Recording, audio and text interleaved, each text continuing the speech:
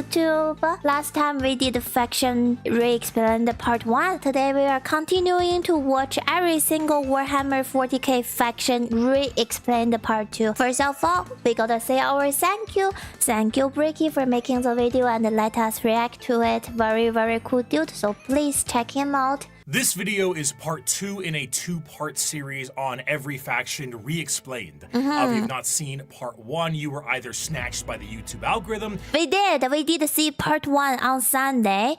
Or you don't let anything, not even common sense, hold you back. And for that, well, I wish I could be that strong. The quest to find the Primarchs was expansive and treacherous, to the point where they really should write a book about it. Primarch? Okay, so we are still on the Empire side. We are still on the human part right now. Oh, continuously from last stream. Last stream, he was talking about how we turned the farm machine from old human technology into war mechs. Despite never seeing the Emperor before in their lives, the Primarchs all instinctively knew who the Emperor was. The Primarch are the sun, aren't they? Okay, he's talking about the sun. I'm catching up slowly, sorry. I gotta re-warm up my memories. I try to remember as much as I can from previous time when we watched the lore, but it is warming in there. I'm getting there. Whether it's his psychic connection to him or just plain old intuition, the giant golden god is a bit of a giveaway. The Primarchs all lived their own lives, and some lived substantially better lives than. I also remember the Primarchs are different races. They have different skin color. Some of them are red. They have different hair color. And you all said because of they have different moms. However, Empire just grows them from a lab.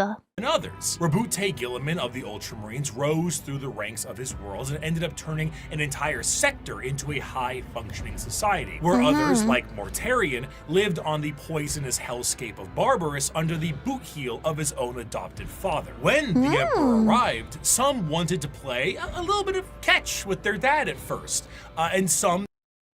Do they have moms or do they not? I'm not sure. I see Cetra saying they might not have moms. But they must have a womb to grow from, even if they grow from a lab, no? No, they have one mom, and that's Erda. Oh, Big E just tweaked their genetic to make them all different because he's amazing geneticist. Oh, is she human still? Didn't trust the baseball bat he was carrying, and some didn't want to play at all. Eventually, one by one, the Emperor returned his sons to his side to bring them back together as one happy family. Aww, a family. Look at them, they all look old together. All the sons look like they're in their 60s. Who needed a good cleaning. Are you tired of boring old soap? I am. Is your son the foulest being ever? Do your eyes sting when he comes near? Oh, clean that man right they're back. Stinky. The sons are stinky. Back up with the power of Cheeky. Ooh. That's right. The brand new moisturizing bar soap brought to you. Wait, this is real, right? This is real advertising. I can actually buy the soap bar. It says in search for perfection. We succeed. By Moist Critical and Bricky approved. Nurgle hates it, but you'll love it. Bar soap is always so sticky and has a ton of fuss, but now you'll be glowing to the surprise of Lehman Russ. What Cheeky flavor? Soap is so good, we didn't even take a down payment for the sponsor. That's right. We love this soap so much, we are operating on 100% commission. We are supported purely and only by those of you who buy Cheeky. It is the best bar soap we have ever used. That is not a hyperbole. Your satisfaction is guaranteed. Take it from the man himself. Bricky's right. It's very good. Oh, he got Charlie in here. I always question how often do Charlie shower. I don't know why. Every time I see this man, I wonder what's the last time he got into water. Okay, like. Enjoy a multitude of flavors, including Lo-Fi Lavender, Pulp Francis, Just Soap, Touch Grass, and Absolute Cinnamon. Cheeky alone has made me swap back to bar soap as my primary choice. No more liquid soap for this brick. Cheeky is the play. Go ahead and go to yushigi.com/bricky or code bricky for 10% off your purchase and domestically support these videos. That's code bricky at yushigi.com/bricky or click the link in the description to learn more. Get clean now. Clean yourself now. What are those? Are those little Warhammer figures? Oh, one day, chat, because I do some crafting live stream every Saturday. After I'm tired with my Legos. After, okay? We're gonna build some Warhammer figurine, chat. We're gonna paint them and we will build it together and we can make them super pink and cute. Oh, yeah, so half his sons turned on him. Good night, chat. After the Emperor was able to bring all of his sons back into the fold again, he sent them on their way with his end goal in mind, reclaiming the lost worlds of humanity. Each of his Primarchs fanned out across the galaxy to accomplish this goal, but the one they were expected to report to was his favored son, and the first one found, allegedly, which was Horus. Can now imagine he has a favorite. How dare you? There's so many of them. You compare and pick a favorite out of 19. Was great to the title of War Master. That's huge competition. And he certainly lived up to Big E's expectations, which were very specific and set by Big E himself to all of his sons. However, either intentionally or not, the Emperor did not mention to his sons some of the more chaotic aspects of the galaxy. He must hide something on purpose, isn't he? I don't think he will tell everything to the son. Again, I don't think the Empire for so far what I learned, he just think he got all this son and he used them as a tool, not the conventional father-son relationship as we believe. I feel like he bought 20 cell phone, 20 iPhone and then just used them. Let them deal with his task. Horus himself, while in the process of reclaiming a more advanced human world, was informed of the existence of chaos gods, a factoid that Horus initially did not believe. To him, it was a bit unfathomable to think that his father would omit such significant information on the inner workings of the galaxy. However, he soon realized this was the truth, and this why in all this art he is bald? So favorite son is bald. Betrayal was unacceptable. With the astronomical weight put on his shoulders and his father immediately leaving it all in his hands, combined with the slow corruption of his mind by those closest to him, he began to change his tune. Horus began amassing a following behind his father's back, with several— Wow! Look at that size! Only his brain is attached, like everything else is fully machine. And the head portion is here. And one finger is almost as big as the face. So look at the contrast. Gigantic. Other Primarchs and began to formulate plans to usurp him from his throne on Terra. While this was occurring, Magnus the Red tried to FaceTime his dad back on Terra and...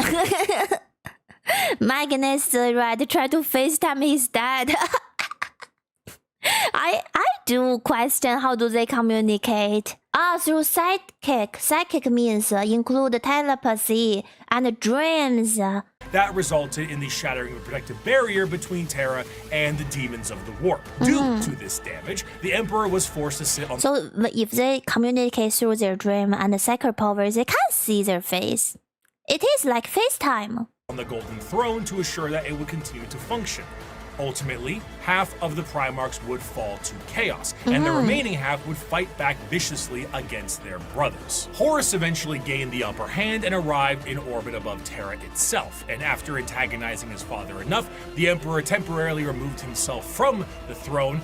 Wait, so now he wanna fight his father? Hi, Joker, hi. He wanna fight his father just because his father hid the warp from him. And he feel betrayed.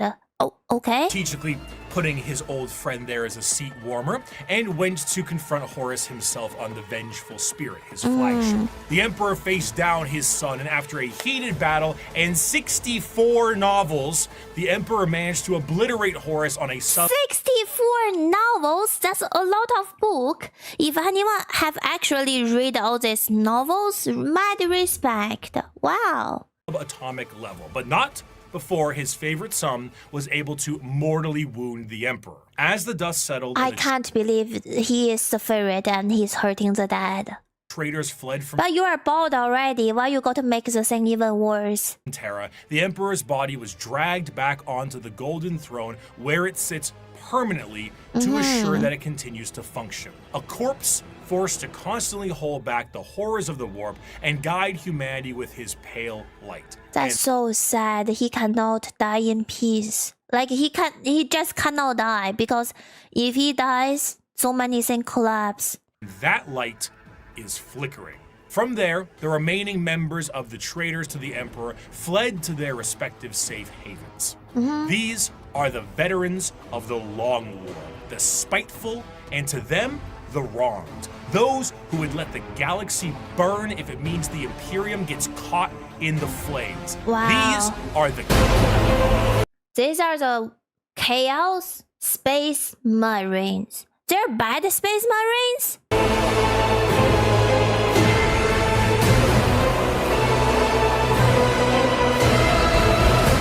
And is this the Space Marines that follows Horus? And they don't follow Empire anymore? what are the achievements of your fragile Imperium? It is a corpse rotting slowly from within while maggots writhe in its belly. It was that's brutal sentence there. built with the toil of heroes and giants, and now it is inhabited by frightened weaklings to whom the glories of those times are half-forgotten legends. I have forgotten nothing, and my wisdom has expanded far beyond mere mortal frailties. The Horus Heresy saw the collapse of the Imperium as we They're speaking the facts, so very based sentence there, but damn, it's like, shivers. knew it at the time, and half of the Space Marine legions fell to the ruinous powers. Though the favored son, War Master Horus, was killed and the rebellion ended, the heretical forces retreated to the warp and remain a constant threat to this day. The twisted reminder of what the temptations of the warp may bring, the Chaos Space Marines act as a mirror to the loyal legions, and as time progresses, their warp taint further changes them to suit the needs of their patron deity. Though marred and they're red colors, they are no longer blue. Good morning, Dax. Good morning.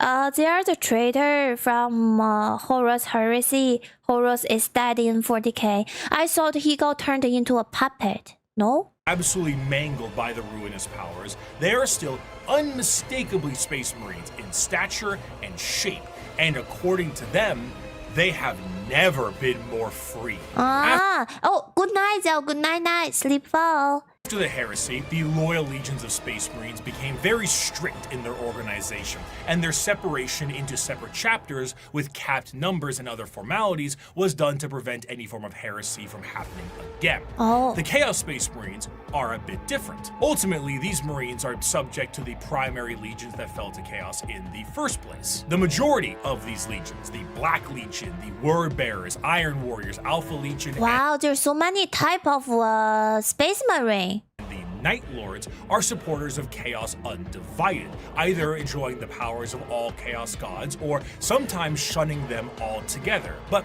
a few of them follow a very specific Chaos god. Thousand Sons are followers of Zeech, the Death Guard follows Nurgle, Slaanesh has their claws in the the Slaanesh one is pink.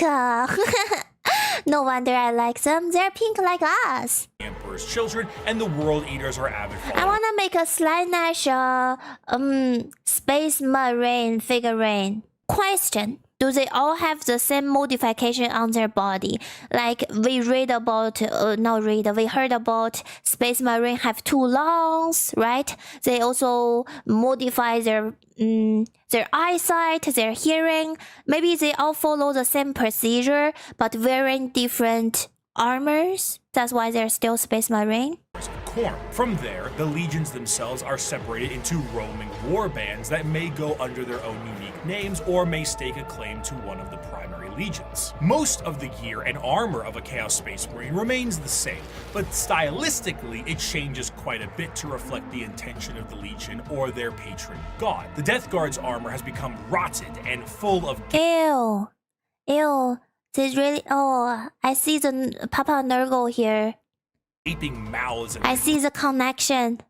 plague-filled boils. The World Eater's sharp and violent armor reflects their bloodthirst, and the chaotic noise of the Emperor's children armor, nipple rings included, pleases. Where's the nipple ring? Oh! Are this nipple ring? This look like somebody is sucking the thing from. Is that like a milking system? Slanesh greatly. Due to the taint of chaos, the armor itself becomes less about plating and more about a new skin for any given Chaos Space Marine. Though the Chaos Space Marines have no true fear of death or numbers diminishing, there are still major recruitment efforts for their legions. However, the conscription of these recruits They always need more people, more soldier. is a lot more chaos-fueled and is more of a forced assimilation, and in some instances, breeding. The organ implementations and other modifications are the same, and the necessity of Modification on their breeding. a gene seed remains the same, but the result is a hell of a lot different. Understanding Chaos Space Marines is a difficult exercise. If we took my original video 5 years back and looked at the Imperial Knights section, it mainly focuses on big stompy robots. Yeah. Now that I understand more, I can discuss the Code Chivalric, the Throne Mechanicum, Squires, and Monarchs, and bring some more context to it all. To True. assume Chaos Space Marines That is the one that used to be a farm machine, right? are simply the opposite side of Space Marines would be foolish. For once you understand the plight of their Primarchs, it can provide a context always needed. Horus True. himself turned through an overwhelming weight on his shoulders and lies told by his father. But what of Angron? Angron lived as a slave gladiator for Who's Angron? his planet's Angron is also a Primarch, is also a son? masters, who took Dark Age technology and shoved it into his brain, so experiencing any emotion other than rage was agony for him. He finally leads a revolt for his fellow gladiators and frees himself from the confines of servitude. The Emperor finds him and says he will take him home, but Angron Ooh, look at that proportion. refuses. He will fight with his friends against the tyranny of his slave owners to the last. At Wow. the final last stand with him and his closest friends, slave gladiators, all of them outnumbered and on the verge of death, the Emperor forcefully teleports Angron to his flagship and none of his compatriots, leaving Angron to live and watch all of his friends. No, but Angron loves the. No, not love. I mean, Angron. No, he watched all his bro died. That's gonna fuck you up in the mind. Die. You kept that mule core Pharaoh. Russ kept his kin friends. The lion kept Luther. Humans, brothers, and foster fathers, saved and raised into legion ranks. But not me. Not Angron, no. Did the Emperor teleport his gold-wrapped custodians down to help me in my army? No. Did he free the warhounds and order them to battle? Fight alongside me? No.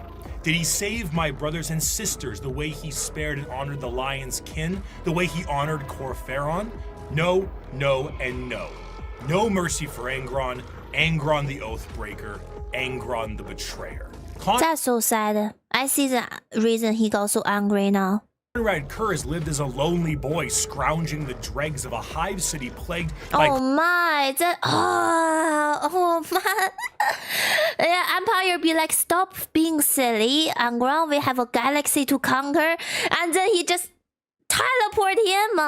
Oh. constant visions of an assassin sent to murder him by his own father. Lorgar was born on a world of chaos worshippers with abusive parents, and the Emperor decided the best way to reprimand him was destroy his holy city. The Emperor robbed Mortarion of vengeance and suppressed Magnus at every turn. What? The question isn't why the Primarchs rebelled. The question is why. Why? The question is not why Primarch rebelled. Is why Empire is like this, man. What, is this hard love? That's so hard. Didn't they sooner? To them, they are not the betrayers. They are the betrayed. They were under the boot of a golden tyrant, and they finally could be free from his heel. Of course, things have changed a lot since the heresy. Oh, I love the design of this one. I like his nipple horn. I would never imagine I would say this in my life, but he does have huge nipple horn, okay? See, and the Primarchs of the Chaos Space Marines that have survived the fall are a twisted variant of what they used to be. They have all, for the most part, ascended to the position of Demon Prince and act as a direct connection between their god and their legion. However, due to the nature of the transformation and dedication to a particular Chaos God, their actions tend to be separate from their legion's actions. Fulgrim, for example, is so infatuated with being a Demon Prince. They don't even look like human anymore in here. Slanesh, that he is at times far too focused on his own personal perfection as opposed to conquest. And yeah. Are they still? Look at that wing. Sitting around like Frankfurter on his throne. Meanwhile, Lorgar is being stalked by a bird, so he's always on edge. The most adamant against the temptations of the Chaos Gods, Perturabo, was even made a Demon Prince as a reward for being the one who did the most work on the group project. Chaos Space Marines are a fascinating faction because there is a great deal of cognitive dissonance that is represented in them. Depending on which faction you follow, your devotion to chaos is a sliding scale, and the representation in the universe is so varied. Some are there to reap a high tally of kills for their patron deity, while others are there purely to destroy the Imperium who wronged them. Are there. Okay. I'm sadistic for liking the universe. Really? Torture and maim, and some are there to conquest and conquer. There is no unifying glue. They fight each other as much as they fight everyone else, and their machinations are entirely up to their warband. You have all walked different paths, but together we have come to the same destination. The Emperor has failed us. The Imperium has failed us all. It has failed us by the laxity of its laws, the decadence of its culture, and in the injustices heaped upon those of us who serve the most loyally. I can't believe they're saying this word in public, so they're really not scared of heretic and really fight the Empire. They want him dead. It has failed us by never recognizing our virtues, never rewarding us for the blood we shed and bringing about its ascendancy, and never providing unity when we needed it most. It has failed us by being flawed to its core, imperfect in its pursuit of a perfect culture, and in its weakness against the encroachment of Xenos breeds that seek to twist humanity to alien ends. Is Necron still sleeping right now while this all happening? While the Empire and his son fighting, while this chaotic space marine exists, where is Necron? They are such a strong force. Not interfering at all? Can we give an example of how to be approved by the Chaos God? Like, can we Google 40k? What do you need to do to become a Demon Prince? To become a different Demon Prince, you got to earn a favor in Chaos God. Yeah, do a transformative process. For example, Korn may favor a champion who slaughter a planet with melee weapon. Oh, Tizanek might favor someone who manipulate events to trigger galaxy-wide catastrophe. And it has failed us, most of all, by being founded upon lies. The Imperium is forged by a dangerous deceit and erodes us all by... Sorry for pause, but chat, have you heard about one sentence? Like a saying from Chinese, they be like, when there is time of chaos and war, we see the hero be born and land their feet on this earth. And when there are time of peace and love, we see the thief and we see the unjustified stuff being born. So what I'm saying is, if Necron is awakened right here, right now, at this timeline, then the time will be more chaotic. Then maybe they will focus on fighting Necron rather than killing the Empire. I just literally can see history changing, right? Demanding we sacrifice truth on the altar of necessity. This is an empire propagated by sin that deserves to die. And here on Istvan 5, we begin the purge. From these ashes shall rise the new kingdom of mankind, an imperium of justice. No way, an imperium of justice? Faith and enlightenment? What is this? Ew. Whoever writing this really believe in this? Faith and enlightenment. An Imperium heralded, commanded, and protected by the avatars of the gods themselves. An empire strong enough to stand through a future of blood and fire. Which god will give you justice, faith, and enlightenment? Are you Batman? Naturally, however, as I have said before, Space Marines do not make up the bulk of the fighting force in the Imperium. So it would be ludicrous for me to not mention their dark cousins. The Code Chivalry is the sign of the power of the Imperial Knights. But what about the who? The dark mark. Oh, this font. Sorry, the dark mechanicum. Dark mechanicum? Is that what this is? Yeah, we got it. Okay. The ruinous powers claimed during the Horus Heresy extended beyond just the Space Marines and the Primars. Mars itself was subject to a revolution that saw half of them fall to chaos as well. And some of the once loyal knight houses saw themselves swearing fealty to the dark gods. The falling of these factions So Mars also split up? allows for the war machine of chaos to continue uninterrupted and to have firepower equal to that of the Imperium itself. The Dark Mechanicum, as the name suggests, is the chaos-affiliated branch of the Mechanicus, and have a lot Do they also worship different god as well? more free reign, much like the freedoms of the Chaos Space Marines. The seeds of the Dark Mechanicum were planted fairly early due to some of the Mechanicum not really seeing the Emperor as the Omnissiah immediately, and Horus exploited this to allow the schism to happen a bit more. Horus is the dude, chat. Horus, he opened a new possibility to everybody to be anti-empire. People wouldn't even see it as a choice before. Have you seen like calls, chat? Call group? Because I've been watching a farming documentary recently. So they're talking about calls always follow one leader. So when we want to jump across a cliff, without that one call jump across, nobody will jump across. But as long as one do it, the rest will just follow, and then they have faith, and then they have this new idea. So Horus, I think he did something similar here. He opened up a whole dynamic for people to be chaotic, I guess. Or anti-empire. Or natural. Unlike their Imperial brothers, the Dark Mechanicum have the ability to invent and innovate. What a concept. While also utilizing forbidden technologies such as the Silica Animus or AI. The Dark Mechanicum do They start to use AI. That's true rebellious. Wow.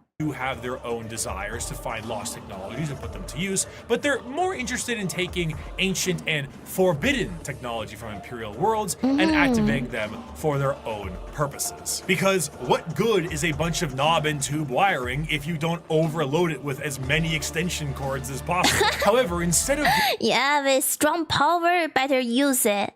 being clear-cut and more generalized creations, the inventions of the Dark Mechanicum are They don't even have human face anymore. Look at that. This is totally a humanoid machine. They truly abandoned everything. inherently tied with the warp and its demons. Genetic experimentation and modification, the fusion of man and machine are exceptionally common, and no creation is more reflective of this than the demon engines. Instead of regular tanks and vehicles, the demon engines are machines bound with the presence of demons to make them living war machines. Unlike the vehicles of the Imperial, where a Mechanicus priest may be there to aid in its repair, Look like a gigantic mechanical spider? a warpsmith sorcerer is there to essentially repair and irritate the demon engine so that it can be a more effective killing machine. In certain factions, like the bitter and siege-loving Iron Warriors, But they're abandoning all their trade of being a human. lure demons with the promise of glory and easy bloodletting, only to then forcibly trap them into these demonic engines to use as weapons of war against the Imperium. Some lesser gods, like Vashtor the Archifane, is also a contract and arms dealer for the demonic stuff that comes out of chaos. Many demons may sign a pact with Vashtor in the Is that also like a machine form? Yeah, so look like it. The soul forges of the warp, and in doing so are given the weapons of war to kill as much as they can. Should they do so, excellent, you may keep it. Should you not, I hope you enjoy your soul working in the forges for all eternity. That's what you signed with blood and oil. In addition, much like their ties in the Loyalist realm, the Dark Mechanicum and the Chaos Knight houses are deeply intertwined. There were, of course, many Knight houses that swore fealty and bent the knee to War Master Horus during the heresy, but a good portion of them had no choice, as they were absorbed. Wait, no choice because they're on their land. Maybe they're on Horus' land or planet, so they have to obey. By warp storms and corrupted into compliance. Many of these Chaos Knights reflect the very early Dark Age technology Knights with more corrupted weapons. The Throne Mechanicum, which once had a noble sitting and taking control of generations of previous drivers and taming a beast, is now a saddle to a monstrosity of wrath and hatred. The noble... this is much sadder and darker on this part with her. What's his name? Horunus? Horunus? Vashtor is soon to be minor chaos god of machinery and tech. Vashtor. I haven't seen him yet. Vashtor. Horus. Yeah, Horus. Or is this Vashtor? Did I not follow this correctly? Are we talking about Vashtor right here? I thought we are still talking about Chaos Knight right now. Did I miss anything?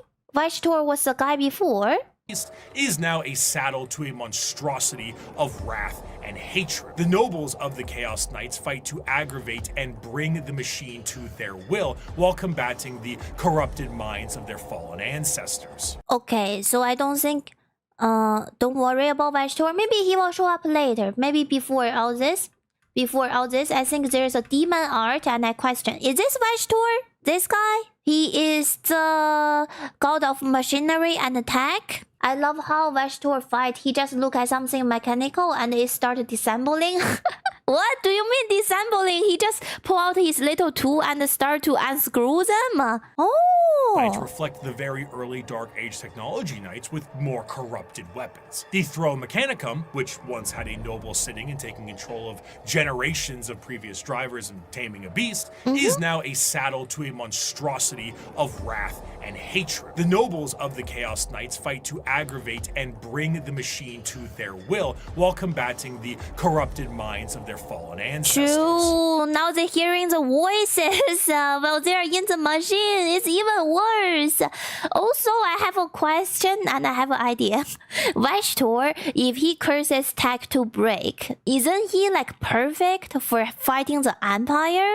Because Empire use all the machines? Also, how is Vashtor born? Did he literally born from all the machinery Empire has been manufacturing? Like how Slanesh is born from the elders like corruption? Are these gods also born from human action or they're not related? Some of these nobles may do such a good job that they themselves fuse into the throne itself and become one with the knight. If a noble dies, no worries at all. Unlike the imperial ones that require a pilot, a demon can hop into the cockpit and control it instead. Oh no. The night worlds also see full corruption. If a demon can hop in here and fight, is Horus group fighting this demon? Do demons also join this new chaotic knight? Like, are they part of their soldier? I mean, technically, the Primarch are becoming demon prince. So they must have demon, right? As well. Where there were once peasants, there are now cultists. And the goal of the Chaos Knights are just as chaotic as the gods they follow. Some are sent to war by the ruinous powers. Others may protect Dark Mechanicum Forge worlds, and others still may be so hyped up on the ruinous powers that they are just aimless and reckless, hoping to unravel the fabric of the universe itself. Though the aspect of That's Discord from Breaking. nobility is still there with the Chaos Knight, but it's hardly the same as it is on the Imperial side. As opposed to a beautiful knightly stallion, the knights here are horrifying and unpredictable monstrosities, fueled in part by the agony of the memories of the ancestors trapped within. An invasion Imagine sitting in a machine and their voices all over you. by a house of Chaos Knights is a horrifying thing. One might ask, how do knights enter the battlefield? Normally they can be deployed via dropships the standard way, but Imperial Knights can be deployed with a drop keep. A gigantic knight keep with like towers and stuff will hurtle towards the surface like a drop pod and be slammed into the ground with They're slamming architectures? What? Excessively thunderous crash. Then, massive drawbridges slam down, banners unfurl, and huge horns play the song of their people as these lumbering robots charge out of their, again, I'm glad that there's still music happening at least. drop keep to fight for the Imperium. So imagine what a warp-fueled version of this could look like. Ooh. If you get the opportunity, you should kill yourself. I don't wanna imagine. Horrifying. Chaos Knights have such a presence, the warp fluctuates in their tread. They bring doom, dread, and despair across the battlefield. Warp storms occur overhead, and psychic phenomenon cling to them.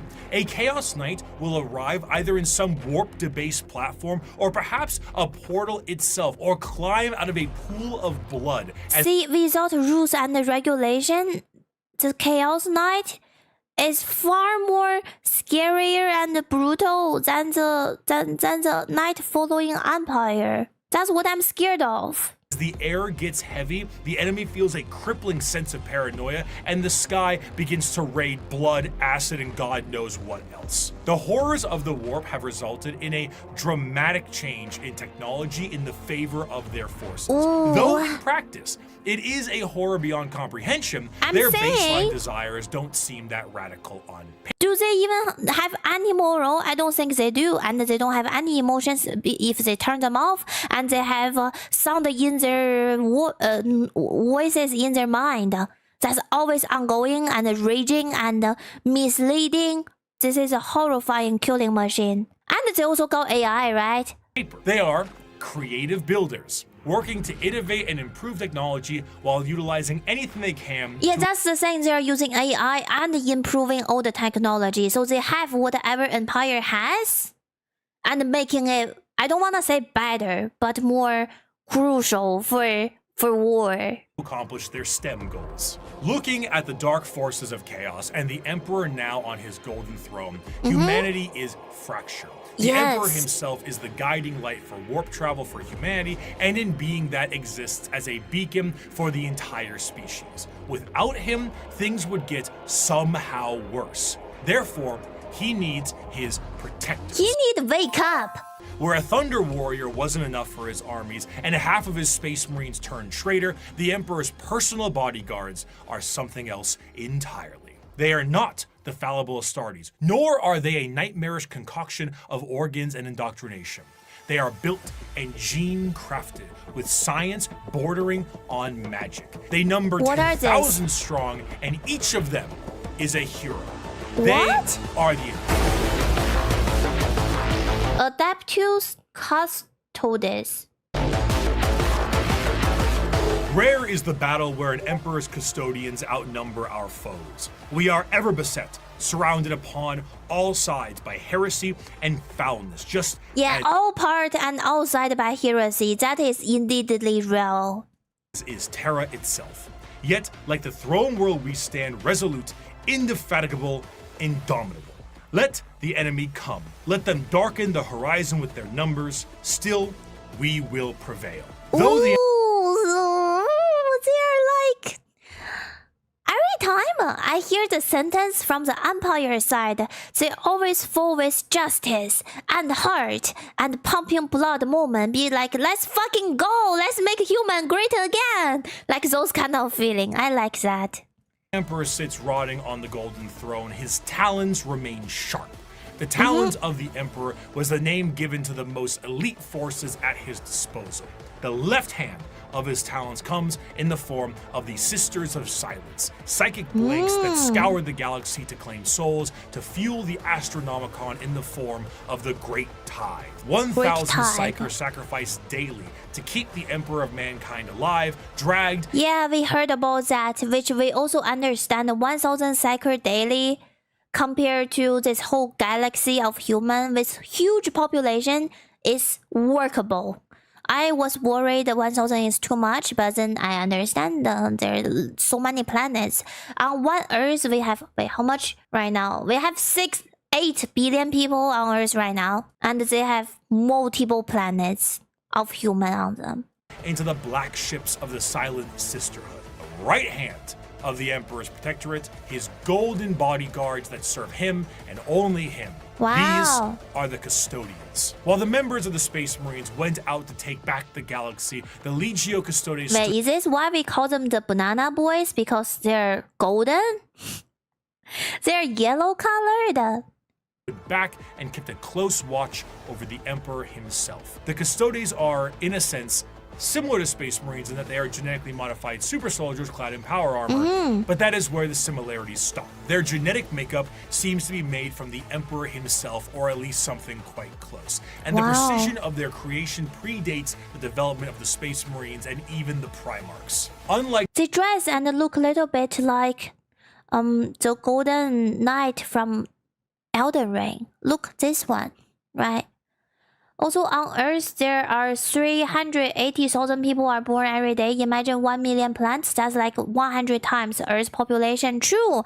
And the funding, even I know psychers are rare, but we're funding 1,000 psycher a day for Empire. I think that's workable. Workable. Also, Earth in 40k is so overpopulated that missing a day of shipment of food would lead to thousands of dying in starvation. Wow!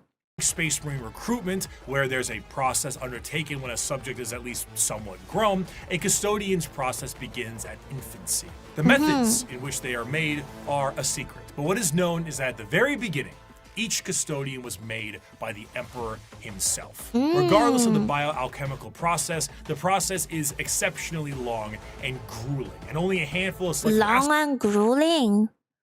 What is this process are we talking about? aspirants make it to the end. Those that do are clad in the most regal and effective armor in the Imperium. Commonly, I wanna wait. Well, he explained how do you turn into a custodes. Maybe Bricky will talk about it before we Google. Let's keep custodian going. is seen carrying a guardian spear, an utterly yoked up version of the stabs that the laser Praetorian blade. Guards of the Emperor in Star Wars had.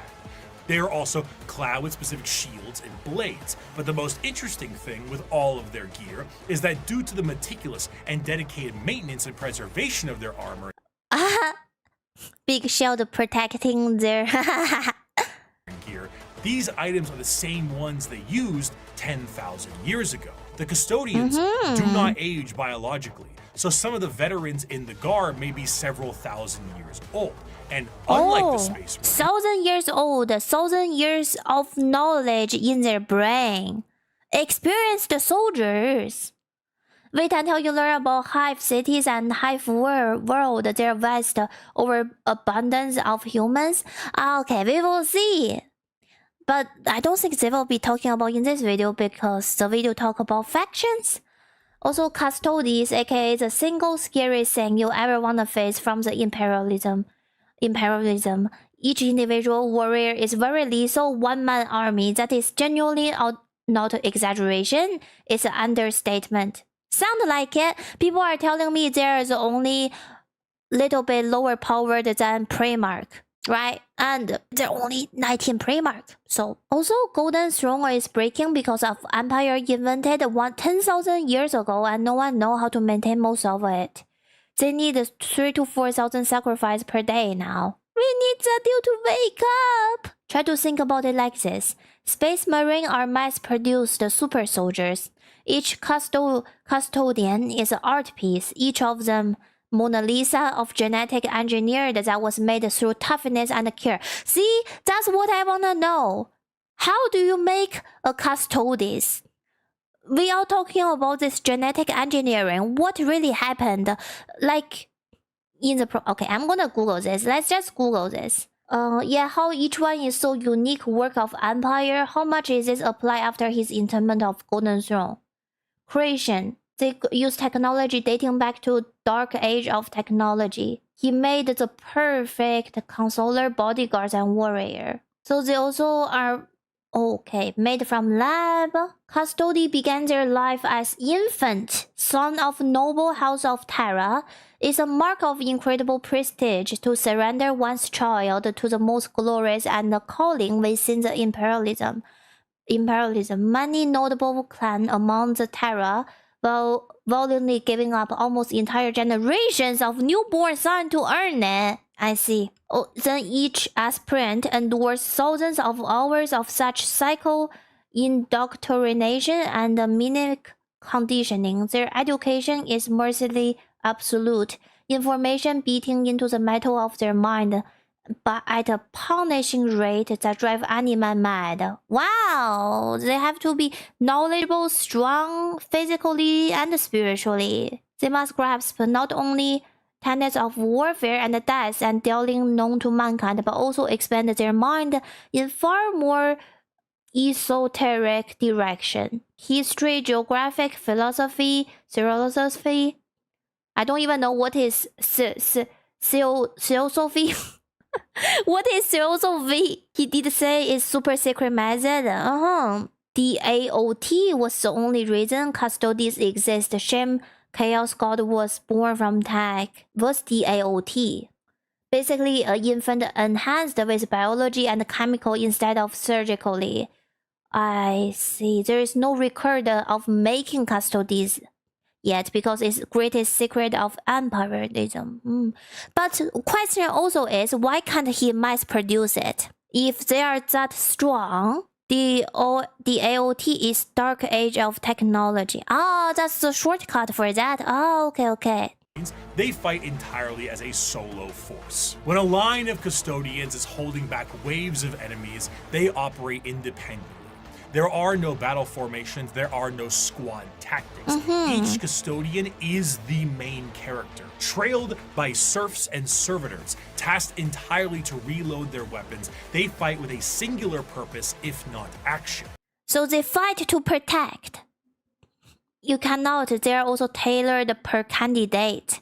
So no mass produce of the custodies. I get that. They're peak human. I'm so proud. I don't know why. I'm not even on the human side, but I'm so proud. They're not like Space Marine, which are mass produced. Got it. I mean, they're also far more powerful than Space Marine.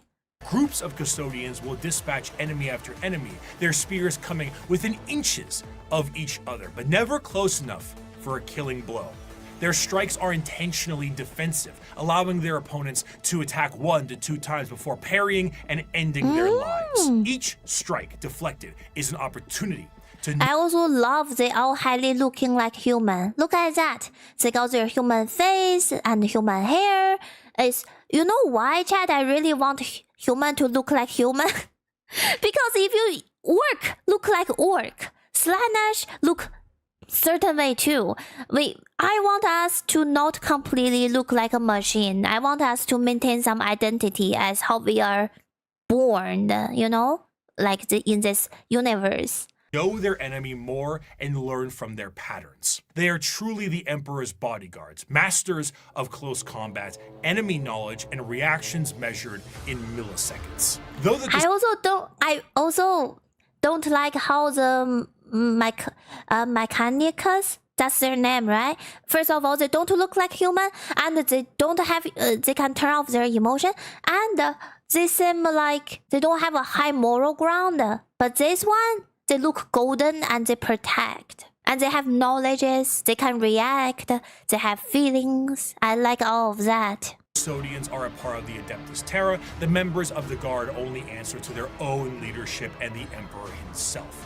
The leader of the custodians is known as the Captain General, and individual squads of custodians are overseen by a shield captain. As their focus is on the Emperor, their command center is located within the Imperial Palace. The Tower of Hegemon serves as their primary base of operations, but there is a dedicated elite guard of custodians known as the Companions. That stands 300 strong by the Emperor's side. What do you mean 300 strong? Like 300 piece of this custodians? Like 300 human? Total, the custodians are 10,000 strong, and when a member What are this number measuring? 10,000 strong. 10,000 times stronger, maybe? retires, their name is added to the Hall of Name and vanish across the galaxy in a cloaked disguise to serve as eyes and ears for the Imperium. Despite their numbers and their strength, the members of the Custodians do not consider themselves to be soldiers or warriors in any way. They see themselves strictly as the guardians of the Emperor in all. I like that they're the guardian of the Empire. And you'll be like, there is no good or bad in Warhammer 9er. There is nothing that's black or white. Everything is gray. But I see something good from this profession. this faction. I like how honored they are. So 10,000 custodies. Oh, okay.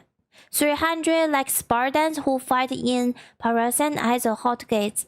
So it's power level. Oh, never mind. 10k is the amount of custodies we have. 300 are big East bodyguard. Okay, that's very clear. Thank you, Blunt. I got confused there. I thought 300 is describing their power level or something. There's a protector. Body sitter?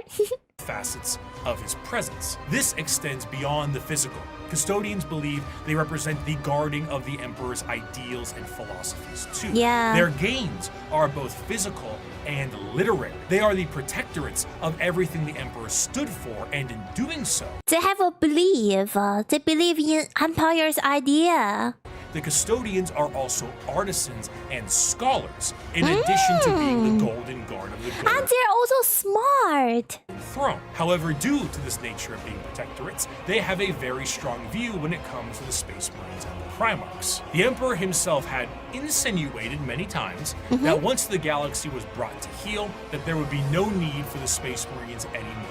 And they were to go the same way that the Thunder Warriors went before them. The Custodians were meant to be the judge, jury, and executioner of this will.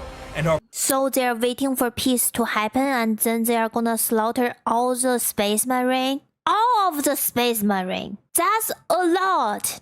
And they're only 10k custodians. biologically designed not only to be able to take down Space Marine with ease, but to be able to go toe-to-toe with the Primarch as well. During the Heresy, the Custodians mused on how suspiciously easy it was to kill Chaos Space Marines, as if they were trained and made for that explicit.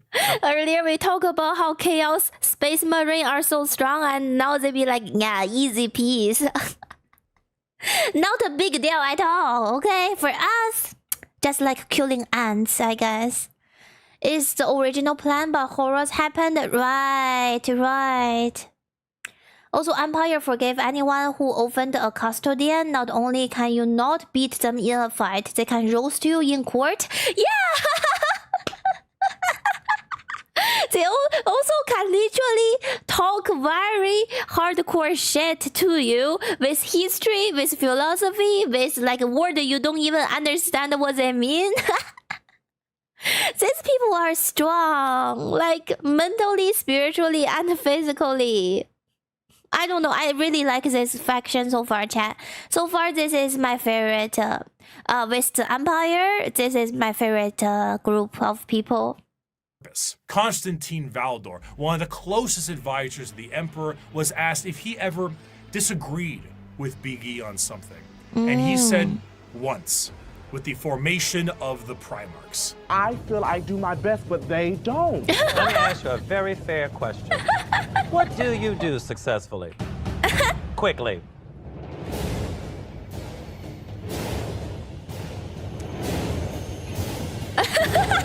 What is this? I hate that every time we're in Untucked, the conversations are about me. And besides the train distrust for Space Marines, the Custodians also have evidence for their distrust. The Horus Heresy saw half of the chapters fall to chaos and turn traitor against the Emperor. In the mind of a Custodian, the fact that half of the Space Marines fell before means that the other half can fall with ease. Yeah, they look down on the Space Marine like this, isn't it? Oof. They are fully capable of wiping out literally any force put against them, and in a sense are the final representation of the golden age of terror. However, they are forced to stand in silent and blind service to the Emperor and to the ill of the Imperium. And they, for 10,000 years, have stood vigil over the Imperium and have watched its rise and fall with the inability to do anything about it. While they do go out and fight some battles here and there, at the end of the day, the vastness of the Imperium means that the closest advisors to the Emperor himself are powerless to make any change. But I feel bad. Imagine if they can be sent out on the war. Imagine if Empire is still awake. Just wake up, old man. Okay, I know I'm yelling into air and it's pointless, but I really want him to wake up. goddamn, can they kill a Space Marine? For 100 years, I stood my watch amidst the somber shadows of the Sanctum Imperialis. I was still as a statue, but always ready, always attuned to dangers unseen. True. Days, months, years passed by in a frenzied blur beyond those walls, yet within, little moved and nothing changed. For 100 years, I did not but wait, yet had any threat appeared, I would have struck it down in a heartbeat. For 100 years, I stood my watch, and as it ends, I tell you this, patience is a weapon. I like these people. I like this group. Okay? I give them 10 out of 10. They're intelligent, and they're patient, and they protect. I really respect this group. Of course, a threat directly to Terra itself would appear to be something foolish. It's in the deepest parts of Imperial space and is one of the most defended bastions in the galaxy. You truly have to be foolhardy or insane to think that you can take on Terra itself. However, one faction certainly got close. In the dark ages of the stars and in a river of misery, there is one faction having a cracking old time. The galaxy sees them as savages, yet they have already figured out the questions of the universe. Their numbers are uncountable. Their technology incomprehensible, and yet their violence is so very green. This is at their peak, then. I am, of course, talking about the It's the orcs! The orcs are the Flash, orc is here! Flash, wake up! This is Flash favorite. Flash always talking about orcs. It's orcs. Orcs are my favorite. And I keep telling them, just be patient, we will get there. And today, here we are, orcs. Sounded like a group is peaking. Wow. Here it come finally. And also Custodes is basically the same as Empire, but they're loyal to abuse it. Huh? Okay. Here come the orcs. pinnacle of creation. For them, the great struggle is won. They have evolved a society which knows no stress or angst. No stress or angst? Just happy every day? Who are we to judge them? We Eldar who have failed, or the humans on the road to ruin in their turn? And why? Because we saw answers to questions that an orc wouldn't even bother to ask. We see a culture that is strong and despise it as crude. During the war in heaven, the old ones were doing their best. They sound direct. These orcs sounded direct. I like that. I will hydrate, thank you. Orcs are like plants? They're like potato? No way. They're still creatures, right? Spawn as many combatants to their cause as possible by seeding the galaxy in a specialized sense. The Eldar were made to be a precise and tactical species to fight off the Catan and the Necrons. What is this music? Ba ba ba ba ba ba ba. But another Why when we come to work, the music also become more metal? prominent species was made by them as well. The Krork were warriors clad in ornate armor with more dangerous weaponry. However, things changed, and these warriors changed, and the Krork are no more. They are now known as the boys, the lads, the mates, the orcs. And Orc. They're like mushroom. Oh, the music is from an orc game. Wait, mushroom? Do you know, chat? Because I recently also learned mushroom are highly linked to human. What is the word for mushroom system? Malicium or something? That is linked very closely to us. And mushroom is actually Malicium's reproduction part. So when we eat a mushroom, we are eating Malicium's dick. I don't know how to word it better, but yes, mushroom is that. So that's interesting. And also learned the Malicium. Is it called Malicium? What is it called? Mushroom, Malicium? Mycelium, sorry, mycelium. Mycelium. What is Niner yapping about? I'm yapping about mushroom. Mushroom is born from mycelium, right? And mycelium is directly linked to human. And we also believe somehow mycelium is from space. And mushroom is mycelium's reproduce organ.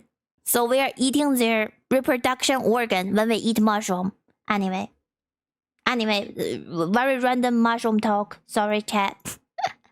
I just wanna share. Mycelium. Mushroom are closer to animals than they are to plant. Yes.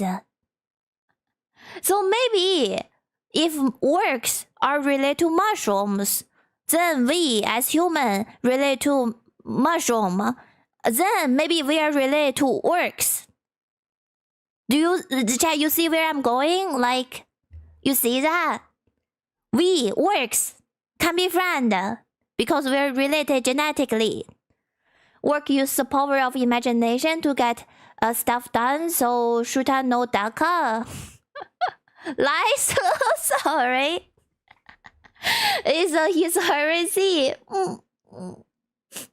Neither when we eat sea urchin, we are also eating their reproductive organs. I know, the orange part. They're so tasty, right?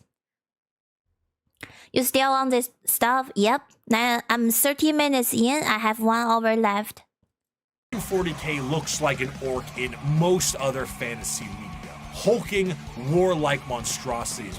Y'all don't want to be friends with orc? If we be friends with them, that's heresy. I don't know. I don't think I can join the human force. Even they have I don't know. They have good people, but Empire is very strict with their rules. Orc can barely be friends with each other. We cannot be friends with them. Aww. Well. Aww. Teeth and worse attitudes. However, unlike the more Tolkien-esque forms of these creatures, the devastating nature of the orcs is in their biology. Unlike most species in the galaxy, the orcs are actually a type of fungus. This fungus itself... Yeah, see, they're fungus. They're plant for real, then. In various forms. The small goblin-like Gretchen and snotlings are a part of this fungal ecosystem as well, and also the squigs, which can be used for basically anything. But regardless of what is a part of the fungal system, all of them are born from spores that land on the ground and grow. See. As they travel around the galaxy, they drop spores literally. Wait, do they taste like mushrooms then? Just very random idea. If you grill an orc, do they... with some butter, will they be... Anyway, they only know as crumping, fighting, and shouting. Ah, okay. I'm finally seeing the orc lore. You cannot smoke up and place sludge metal with the orcs if you're in the Empire. Oh, that's so sad. But they sound so fun. Orc can barely be friends with each other, so... no friendship, no love in this universe. I always want to try urchin. Urchin are delicious. They're like sweet melting butter, but more less crunchy, more melting sensation. Sea urchin is delicious. Can they grow on Niner? Can orc grow on me? What? What do you mean am I fertile? No. No, if they're mushroom, can they grow on my hand? Oh, can I have a hand orc? Can I have an orc in my pocket? Hi, Robert. Welcome back. Orc cell will beat up your cell if you try to eat one. Oh, no. One human gain respect of the orc, though. That one human? Ooh, I want a hand orc. Also, I tried jellyfish before. It was interesting. I like jellyfish. Yeah, if you haven't tried to eat jellyfish, you gotta make sure it's fully cleaned and prepared by professionals because it can be poison. And it's very crunchy. It's like jelly crunchy. Super tasty. And you dip it in a little bit vinegar or something. Super tasty. No idea about their taste, but they have blood and organ and stuff. So they're life shroom. You have a snorkeling servant. You can have a snorkeling servant? That also sound heresy to you? My bad. Everywhere, and then an orc dies, and they drop tons of fungal spores that allows for their numbers to be replenished over a period of time. Because of this, orcs are not only extremely prominent across the galaxy, but they are exceptionally resilient due to their growing cycle. I know they're so easy to grow. And why do all the idea I come up with myself all sound heresy? Chat be like, no, Niner, you can't think like that. It's heretic. But that's what I will do if I'm in the universe. I'm gonna get a hand orc. The dude name is Yarrick. That happened because he put up a good fight and the orc live for that. Human will respect. When human gain respect for orc, that one human, and that dude is Yarrick. Oh, I cannot read. Sorry, Yarrick. Does jellyfish taste like a calamari? No, calamari is more dense, right? You can feel the meat very intense and solidified. But jellyfish tastes like more air in there. More crunch, more air. A Gretchen might fit in your pocket, but they're pocket squigs. Are they cute? Gretchen, what's a Gretchen? Warhammer 40k. Oh, they're basically small orcs. Oh, cute. They can be in my pocket. I want one. Oh, also there's a traditional Asian wedding venue. When I was little, I had a very adventurous appetite. Yeah, be adventurous with your food. You know, why not? We only have so little opportunities in life. But on food, as long as we get it, we can eat it. Give it a try. Even if one orc lands on a planet, it will be nearly impossible to get rid of all of the orc presence unless the planet itself is completely destroyed. And even then, they might find a way to survive. Due to their fungal nature, orcs don't really stop growing. So they don't need to reproduce. They are fungus, so they can just grow from dirt. Ah, really? With all the spores, I guess. The more long-lived an orc is, the bigger they get, and the more orc fights, the bigger they get. Of course, since they're constantly getting into scraps, an orc's lifespan isn't necessarily that long, so the bigger orcs are harder to find. Though alongside this, however, they are a tribe-based species that is comprised of war bands, and the biggest and the strongest bands? Like music bands? Orc leads the war band known as okay. The war boss. At the bottom end of the orc tribal system are the Gretchens and the Snotlings. These members act. These are the Gretchens. These are the one can live in my pocket. I can keep them as pet. No, that would be a good idea, but I'm not sure. There are also semi domesticated orcs. They're like mercenaries in a rogue trader crew. He can be sold as what he can and he cannot crump. They're also 8 feet tall and ripped. Wow. And I'm 5 feet 4. When orc died, they spread spores everywhere, and then they reborn. Very intrusive species. Once they land on a planet, it's unable to get rid of them. That's crazy. That's crazy. A greater demon of Slanesh who'd like cute things and would definitely collect small specimen from each race as a pocket creature. The more you talk about it, the more the more I see my connection with Slanesh, and I cannot even fight back anymore. Because apparently every judgmental idea I got is heretic to the Empire.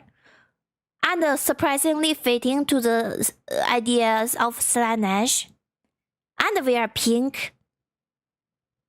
Like, pink. Anyway, also there's a meme about a planet made up with guardsmen and it still had orcs on it. That's how hard it is to get rid of them. Wow. Once they're in for life. As the servants and slaves of the orcs, and sometimes their actual ammunition, despite being a bit smarter and more cunning than their bigger brethren. Because in orc culture, the biggest is the boss. Oh, so the longer you live, the larger you grow and the bigger boss you are. I wonder what are the oldest orc in Warhammer history? How huge are they? Can they grow into like indefinitely? Like there is no stopping on how tall they are. Work like counterpart of Trinet, work plant, and Trinet bug. Oh, I see. Smallest gets picked on and thrown around. Beyond the war bands and the tribes, orcs also belong to a specific clan. Tribes constantly shatter and rebuild, but the clans do not. They are, in a sense, a psychological state of being for any given orc, and gives an orc their specific character and traits. And to make things easier, these clans are also color-coded. So that's very easy. That's easy, I like that. Tell what orc does what. Though there are many clans out there, 6 of them are the most prominent and well known. The Bad Moons are essentially the merchants and have a lot of money because their currency is teeth, and they grow teeth faster than any other. Wait. Their currency is teeth, and they grow teeth than any others. Imagine as human, your currency is body hair, and you just keep reproducing it. Everyone is born rich then, isn't it? There's a meme about planet made up with guardmen. Oh, okay, I read that already, and they still have orcs on it. They only stop growing when they die. They live until something bigger gets done. But when they die, they also explode, and they spread the spores everywhere. So did they really die, or they just reincarnated, or they reproduced, right? They can be like a size of a truck. Ooh. Visually, Money Eyes turned it also to be a Tizenish sim. Guys, go Mag Eura. What is that name? I cannot even say it. Guys, go Mag Eura Trika. Okay, I'm looking at it. Oh, he's in here. I just saw the face. Okay, sorry, I'm covering the big picture. He's in the middle. That's a very cool looking figurine, by the way. When they paint a figurine, I'm not looking for this kind of level, but I want to make it pretty and cool looking too. You want Chibi Niner? Chance? I deliver Chibi Niner. The Blood Axes are the stealth units, and by stealth, it means like slightly more quiet than the others, and they have a love for LARPing as humies. Death Skulls are the scavengers, and the Goths are the close combat specialists. And on the 2 ends of the spectrum, we also have the tech-savvy Evil Sons, and the more— Oh, they also have technology? Oh, very... I don't know why this is making me laugh. He's a orc, and he has a little angry face in there. Why is that so cute? traditionalist and tribal snakebites. Another major facet of orcs is their religious beliefs. They believe in 2 gods, Gork and Mork. Gork and Mork. I never heard about Gork and Mork. These are new? Are these only god for orcs? technology. Do they have technology? They're generous when you talk about orcs. Wait, but look at that dude we just look at. This dude. He seems like he's in a lot of machine, isn't it? So didn't they make all this machine? Isn't this orc technology? Orc technology runs the power of imagination, so basically enough orc believe it will work. Really? They're just believing and it will just start moving. I'm really good at being distracting to work girls. Yes, you are. Hi, Pizza. We need to go back to custodies to preserve our eyes. Too late, too late. We're on orcs now. Gork is cunningly brutal and Mork is brutally cunning. The difference between them, according to orcs, is that Mork hits you when you aren't looking and Gork hits you when you are. There's a lot of confusion as to which one is which, and this results in a lot of infighting. In other species, this would be considered a sort of religious conflict, but for the orcs, it's just It's not Mork, it's not Gork. Brutally cunning, cunningly brutal. Okay, how different are they? They look exactly the same. Is my eye are like blending or something? They look one-to-one to me in the background. Hello? One is cute and another one is funny? Really? another excuse to fight. I have a quote here, but I don't really do a good orc voice. So I'm going to get my co-host of That's Ridiculous to read this one. All right. And I'll try to lip sync it. Oh, he's more cunning in a grot and more killy than a dread. The boys that follow me can't be beat. On Piscina, we jumped the Marine boys, and that's a really good voice. Our boss pose was covered in the helmets we took from the dead ends. We burned their port and I see they also talk English like us. We have similar English level, yeah? killed their bosses and left nothing but ruins behind. I'm Warlord Gezgul Mak Uruk-Traka. Oh, that's the dude you all showed me earlier. Gezgul Mak Uruk-Traka. I speak with the word of the gods. We's gonna stomp the universe flat and kill anything what fights back. We's gonna do this cause we're orcs and we was made to fight and win. Ooh. Sounds terrible. The way he pronounced, where is it? Oh, we burned their pot and killed their boss and left nothing but ruin behind. I'm the warlord that speaks the word. I like the way he pronounced universe. Very sexy. Universe, I like that a lot. Also, they're basically the same. Grok will punch you in the face, Mork will punch you in the back. That's the only difference. Also, orcs occasionally have British Cockney accent. So interesting. So interesting. They're just two orc because orc have to fight. Okay. Was made to fight and win. Fight and win. Sounds terrible. Fighting is the biggest aspect of orc culture, and it's essentially their life's purpose. No wonder Korn loves them. They are genetically hardwired to get into battles and scraps with enemies that can feel pain. Oh no, Chad, we are 3 hours into stream and I'm 30 minutes into the video. Dude, how are we so slow? The more they fight, the bigger they get. This combined with them getting bigger over time means that some of the biggest and baddest orcs of all time have been notably gigantic. The Beast, as you know, was about the size of an imperial knight. If an orc runs out of other enemies to fight, they will And think about it, he's organically this large, while Imperial Light is using machinery to be that gigantic. This is all body mass. That's crazy. Like, imagine shooting across the skin to his heart. If orc have a heart, I'm not sure. Have you all seen those sheep, chat? Those sheep with very, very thick fur to protect themselves. When the wolf come over and try to bite through, they cannot even kill the sheep because of the fur. That's how I imagine orcs' body are. They're so thick and so much blood and meat. It's a great protection. immediately start infighting to scratch the battle itch. For example, in the Warp, a planet exists where a band of orcs are in a constant state of war and battle and have been for an improbably long amount of time, strictly because how much Korn enjoys himself watching it. For some, being trapped in a perpetual war planet for all eternity would be a fate worse than death. Yeah, but for orcs, they will love that. Boys, this is heaven. In the It's like party 24/7. War. Fight.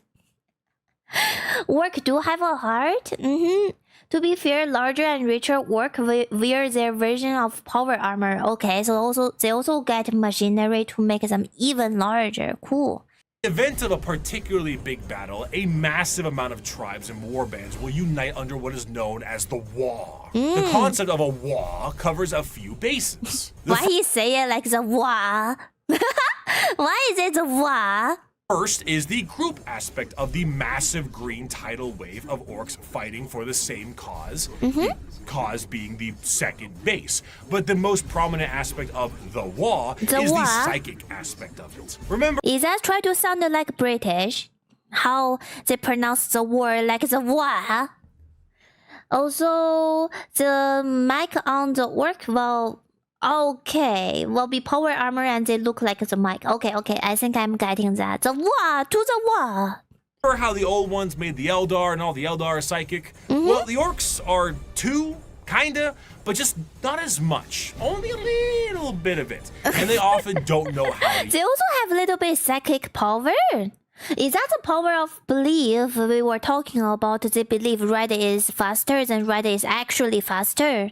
use it and frankly don't care. But a huge gathering of orcs generates a psychic field that allows orcs to be more organized, dangerous, and dedicated to the war-based cause. However, the true extent of the psychic energy and its usage is relatively unknown, but that doesn't... See, this one, they have little machinery on their eyeball, so they do have technology, isn't it?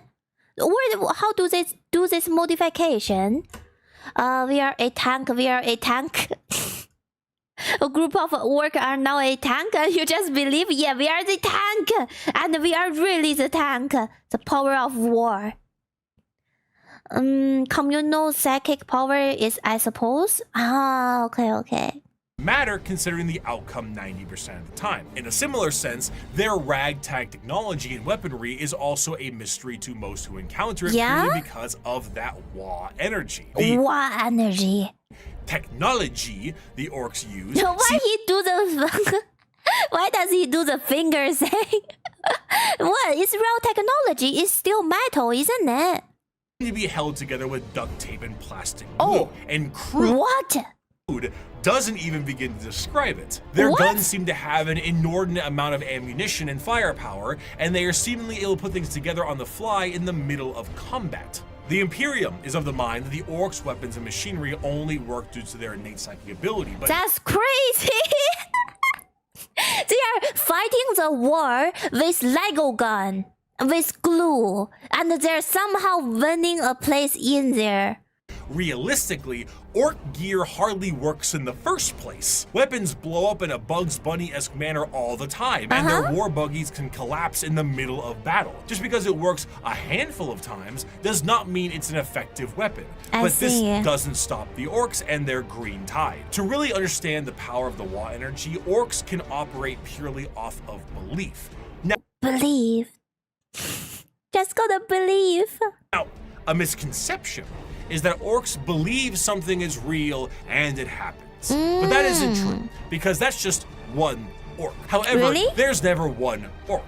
There's normally a few billion orcs together, and if they all believe something is true, the warp will tend to respond with a positive green light.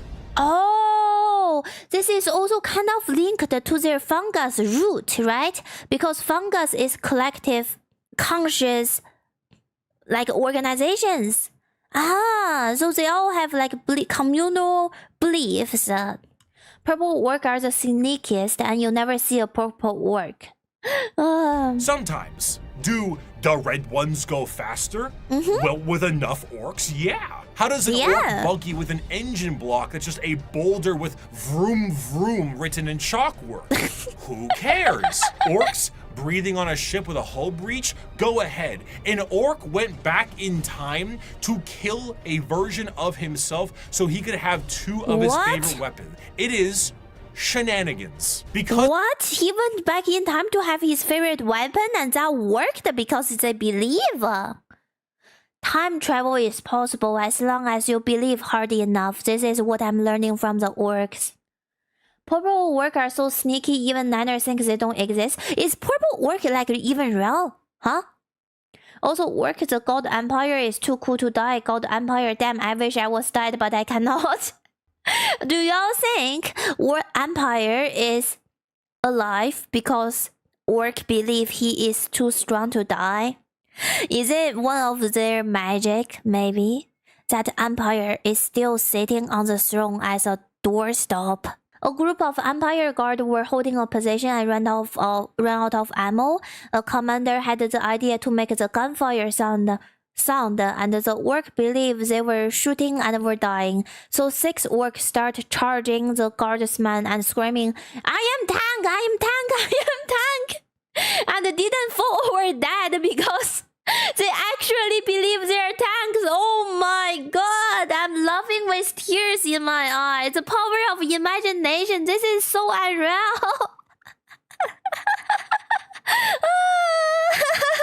Also, orc went back in time to steal the weapon from himself so he can have 2 of the same weapon. That's ridiculous. Because of their actions and aesthetic, the orcs tend to be presented in a comic relief sense in a lot of media. Particularly the media from their perspective. There must be so much meme about orcs. I can vision it. Well, Niner building Warhammer 40k model. Should I try? I would love to try to paint one, but right now I'm actually funding for my next Lego building. I'm gonna buy a larger Lego set that's like thousands of pieces. After the big set, maybe I can take a break from Lego and we can do Warhammer figure build. That will be fantastic. They are bumbling and loud and goofy British football hooligans, and they say silly things and act in silly ways. But to the citizens of the Imperium, the orcs are far from funny. They are violent and irrational creatures that take humans for punching bags, slaves, or ultimately dinner. Oh, they have no moral compass and are violent and brutal killers that know nothing else. They are genetically... They eat us. They will eat us. And I was talking about eating them. I feel like we can be friends and just eat each other. Designed to be a violent species that was capable of beating back the Necrons and the Catan. They beat back the Necron. Very good soldiers. Also, hi Ash, hello, and hi Pound, welcome back. If the orcs were ever able to unify under one banner, they would be utterly unstoppable. However, due to their aggressive nature, their organizational skills are not. Then why aren't there is a group of human worshipping orcs? The more belief they got, the stronger their technology or their magic is. Imagine if they become like a cult and leading people to believe in them. Existent, and they tend to just beat each other up for the fun of it. All that exists in the mind of an orc is fighting and nothing else. If they wipe out their enemies, they will inevitably wipe themselves out as well. They are a brutal Ouroboros doomed to an endless war cycle, but to an orc, why does it matter? If they fight and they win, they win. If they fight and they die, it was a good fight. Yeah, war. Wait, how do they say it? War. Considering Necron when the orcs are not successful against them, they didn't believe in hard enough, man. Now that the Xenos armies are growing in strength and more are threatening the safety of the Imperium, they need to bring new methods in order to handle what they are currently facing. The Emperor is on the Golden Throne. Half the Space Marines are traitor and they are beset from enemies within and without. So now... And there are also orcs. Is orcs relationshiping with Terra, Earth? Like, are they also trying to put their finger on Earth? Damn, the Empire! Wake up, man! Grandpa! The lords on Terra must prepare for anything possible. Yeah. And sometimes the impossible. For that, they take to the stars to explore and expand. They recruit assassins for priority eliminations. They train a galactic police force and a secret police to root out any and all heresy. The lesser known, yet most feared, the The what? The agent of imperialism. Imperialism. I keep saying the word wrong. Imperialism. How to pronounce? Imperial. I feel like I'm saying it wrong. Imperialism? Imperialism? Is that how you say it? Imperium. Imperium. Aha. I carry with me an inquisitorial seal. It is a small, unassuming object contained in a neat box of Pluvian obsidian. It is a modest thing, relatively plain, adorned with a single motif and a simple motto. Yet with this little object, I can sign the death warrant of an entire world and consign 1 billion souls to oblivion. Wait, so he carry a rock to and people? What? Let me read this again. I don't get it. So he carry a cell in a box with obsidian. So this rock is a mortal warrant of an entire world and consign 1 billion souls to oblivion. Little object, I can sign death warrant of entire world and consign 1 billion souls to oblivion. So as long as he has this rock, he has the right to murder? Is that what they're saying? Where the Imperium may see its justice dealt out by the hands of its armies and the gauntlets of its Astartes, when one needs eyes, ears, or both cut out, it looks to the agents of the Imperium. In a meta sense, these agents are a homogenized version of multiple factions from the original video 5 years ago. They comprise multiple aspects of the wide and all-encompassing armies of humanity and serve different roles. Whether it be the law enforcers of the Adeptus Arbites, the void-faring explorers of rogue traders, the invisible hand of the assassin. Oh, why is their suit so tight? Oh, they're assassins. Okay, there's a reason for that. Or the hospitality of the Emperor's Inquisition. Each has a part to play in the God Emperor's domain. Rogue traders are a great example of a somewhat undiscussed part of the Imperium. I love we keep calling him the God Empire. That term. All the other gods are literally chaos god. They can really bend the reality, right? Or great powers. They don't even have physical beings. But we call the Empire also a god. That's how critical he is. Interesting. Its nobility. While you may see the General Imperium as a totalitarian hellscape, because it is, this is to those under the boot of the nobles that run it. Rogue traders are a special kind of explorer, and their existence is extremely important to the function of the Imperium. A rogue trader is often an extremely special individual and is... I believe this art, we saw it before. Where did we see it? Given the monumentally sized warrant of trade, allowing them to be given almost complete and utter freedom. Their task is simple: to chart the uncharted, learn the unlearned, and do whatever they can as an explorer and conquistador for those back on Terra. They are like their name. They're the rogue trader.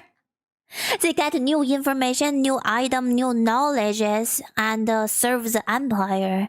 Oh. Good system. This information is, strictly speaking, invaluable. Whether a sector can be settled and colonies built, or precious rare resources exist on a So they must merge into different colonies and different groups. Like infiltrate. Very, very good system. Also, the Empire Protect. Why you all keep saying the Empire Protects? What is that quote? What do that do? Is that just like a slogan that Empire say all the time to make me feel safe?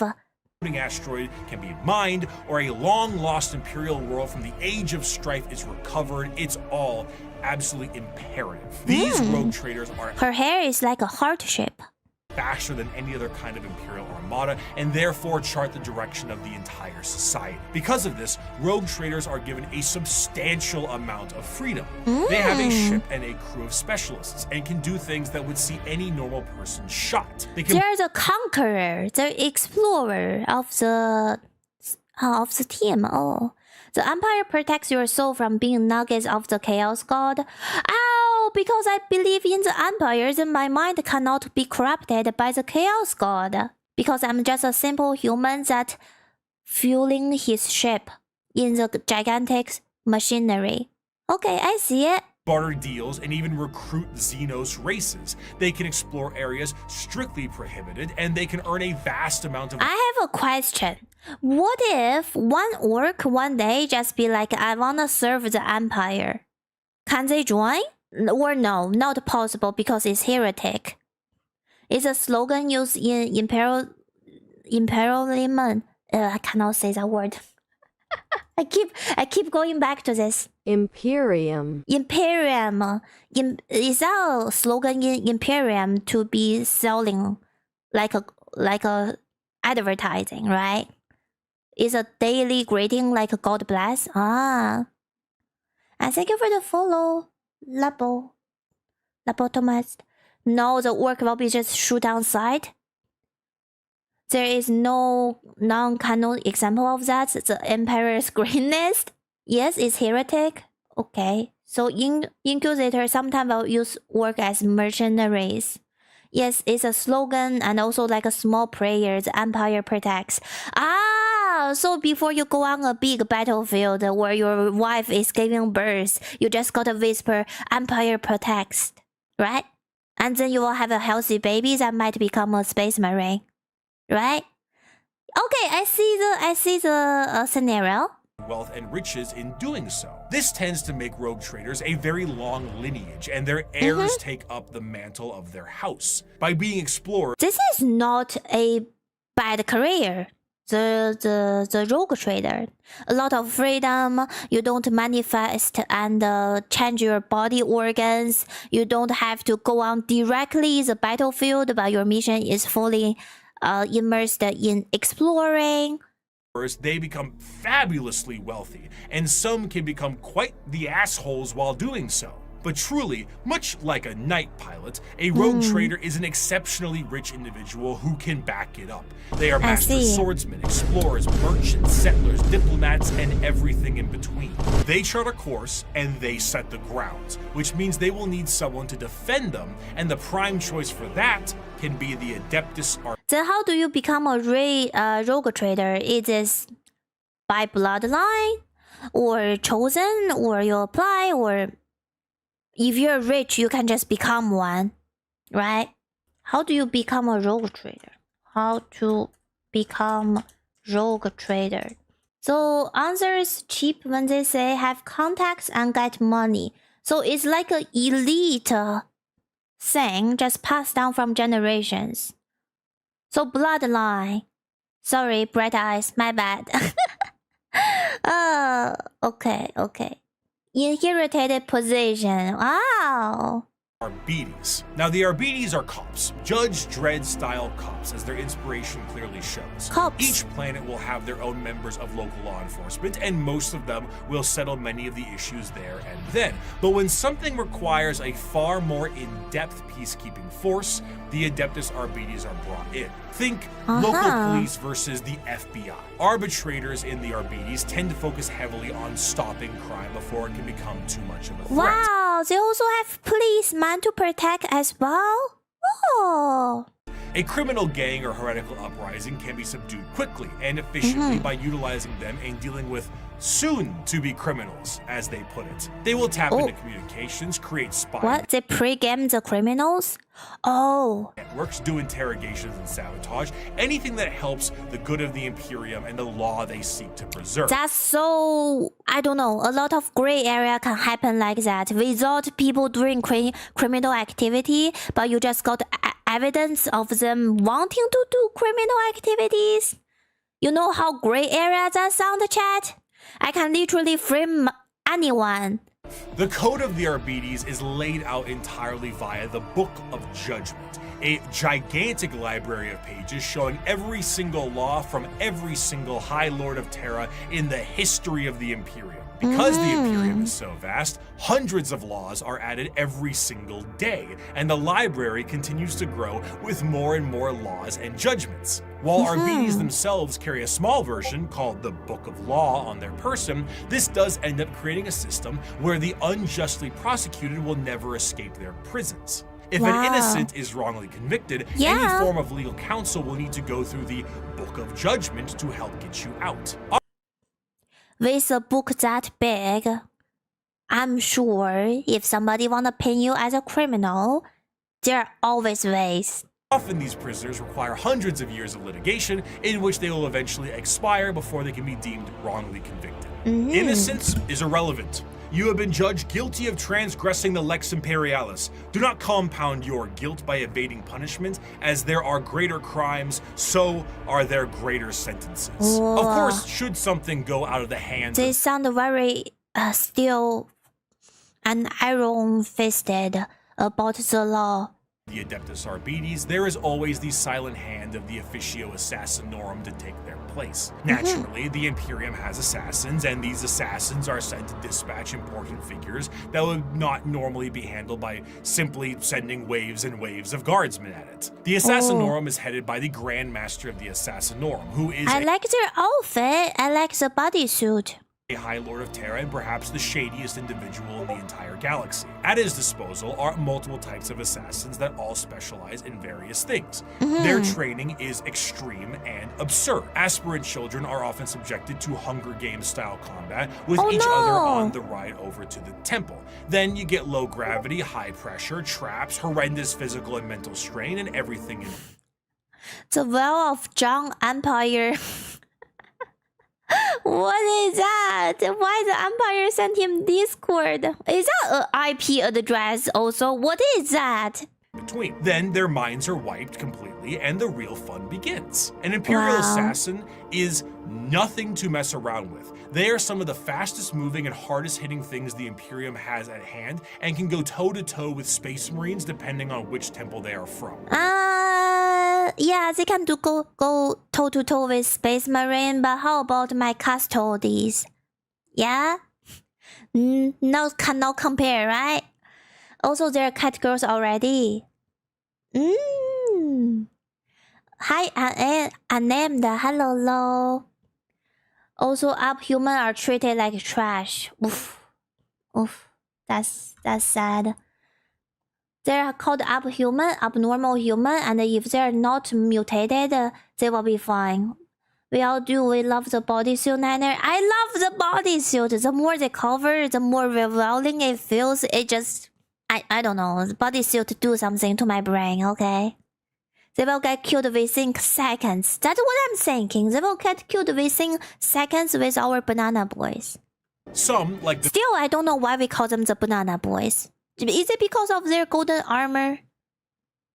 Vindicares, are master snipers who lie in wait for weeks, days, or even months just to get the perfect headshot from 5 kilometers away and disappear. The Calidus Temple are masters of shape-shifting and take a drug that allows them to transmute their body into whatever they see fit. Wow. A confidant of a target may be killed and they will take their place before killing their target outright. Or they could shift into a member of a Chaos Warband with symbols and flesh and all that to earn the trust of a cult leader before slitting their throat. Ooh. The Caluxus assassin is a psychic blank, a soulless mutation, making them appear as uneasy to normal humans and downright disgusting to psychers. When a powerful psycher is causing Like- issues, Downright disgusting to psycher. What do you mean, like super stinky? They're like soulless and you can physically feel it. Is their soul getting taken away like the Necrons? You could feel your soul and then blank come along and block the feeling. So it's a blank psycher or whatever have negative connection with the warp. Oh. psychic blank, a soulless mutation, making them appear as uneasy to normal humans and downright disgusting to psychers. When a powerful psycher is causing issues, this is who you send. Their specialized helmet enhances their already latent powers and will allow them to all but drain the souls from those they touch and their very body. It is an extreme weapon used when a direct form of pressure must be applied to an otherwise untouchable psyker. Now, if you need a direct pressure in a more literal way, the Eversor is for you. A drugged up comatose psychopath So this is Eversor we just read about. that is directly dropped on enemy lines and allowed to wreak havoc, killing anything and everything it sees in a blaze of movement and blood before it inevitably dies and causes a plasma explosion. Even after all this description of these agents, I don't feel better for the Empire. Okay? Yeah, they all sound strong, but come on, Empire have half of his space marine turned on him. That's like, how much space marine can this dude fight? Right? Its demise. There are other temples as well. The Vanus Temple, acting as sort of like a cyber hacker. The Venom Temple, specializing in poisons. The Venom Temple. I like the bodysuit. I see bodysuit again. I enjoy my view. There are no good guy in 40k. Tao is closest you got. We will get to Tao soon. No rule for orc. It's more like they follow their nature, right? Rather than very strong systems. They follow whatever they enjoy to do. All in all, assassins move with their skin-tight body gloves with a speed unmatched and force unexpected. One of the best assassin novels puts a Vindicator Calidus and Vanus to infiltrate a night world, kill the High Monarch of the Night, who is permanently stuck in his giant robot knight, install a new ruler in his stead, and make sure nobody knows the Imperium did it. Wow. Their missions are insanity, and their tasks That mission is impossible. impossible, and they do it anyway.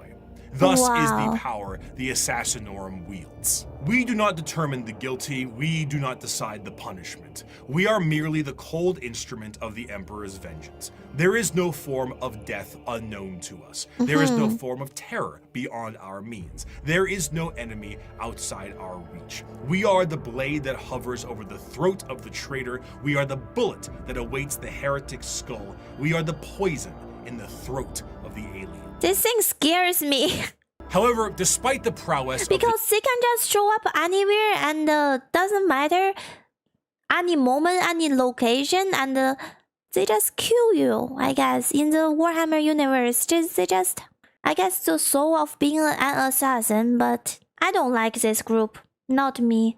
I like the righteous group more, like I said earlier. We like the custodies. They fight for their belief, right? traitors, the police, and the assassins, there is one that stands above all. As the Imperium settled into its post-Emperor world, they needed a force to root out corruption wherever it could be found. But they needed specialized individuals who could do so. Men and women who would serve as detective and executioner. This new secret police would have unlimited authority, and they would be known as the Inquisition. Inquisitors of the Inquisition are one of the most feared individuals in all of the galaxy. We keep using the most feared individuals, most strong individuals. Now my mind is a little bit messed up. I don't know who is being feared or strong anymore. Seems like everybody have great power. I have to be real. Everyone is scary. Have we talked about Sister of Battlefield battle yet? Maybe last stream we talked about it. If you're not pissing off the imperialism, then there is no reason to be scared. The common members of humanity. Trained in the most difficult of conditions and mental hardening, they have long closed their minds to the compassions of those they deem guilty. Inquisitors are, for the most part, detectives, but they are detectives whose authority is unmatched and actions justified by the state itself. Similar to the KGB, the Gestapo, the Stasi, the OVRA. But unlike those organizations, the Inquisition has far more authority and is one of the only types of individuals who can commit exterminatus, the term used for the utter and total destruction of a planet that is no longer deemed usable by They can just blow up a whole planet if they feel like it. the Imperium. While it is a very How do you deem a planet is unstable by the Imperium? What's the definition there? exciting word and a commonly notable thing done in Warhammer, exterminatus is not actually used particularly often. It's a last resort entirely meant to stop the enemy from gaining a major foothold or spread even more corruption.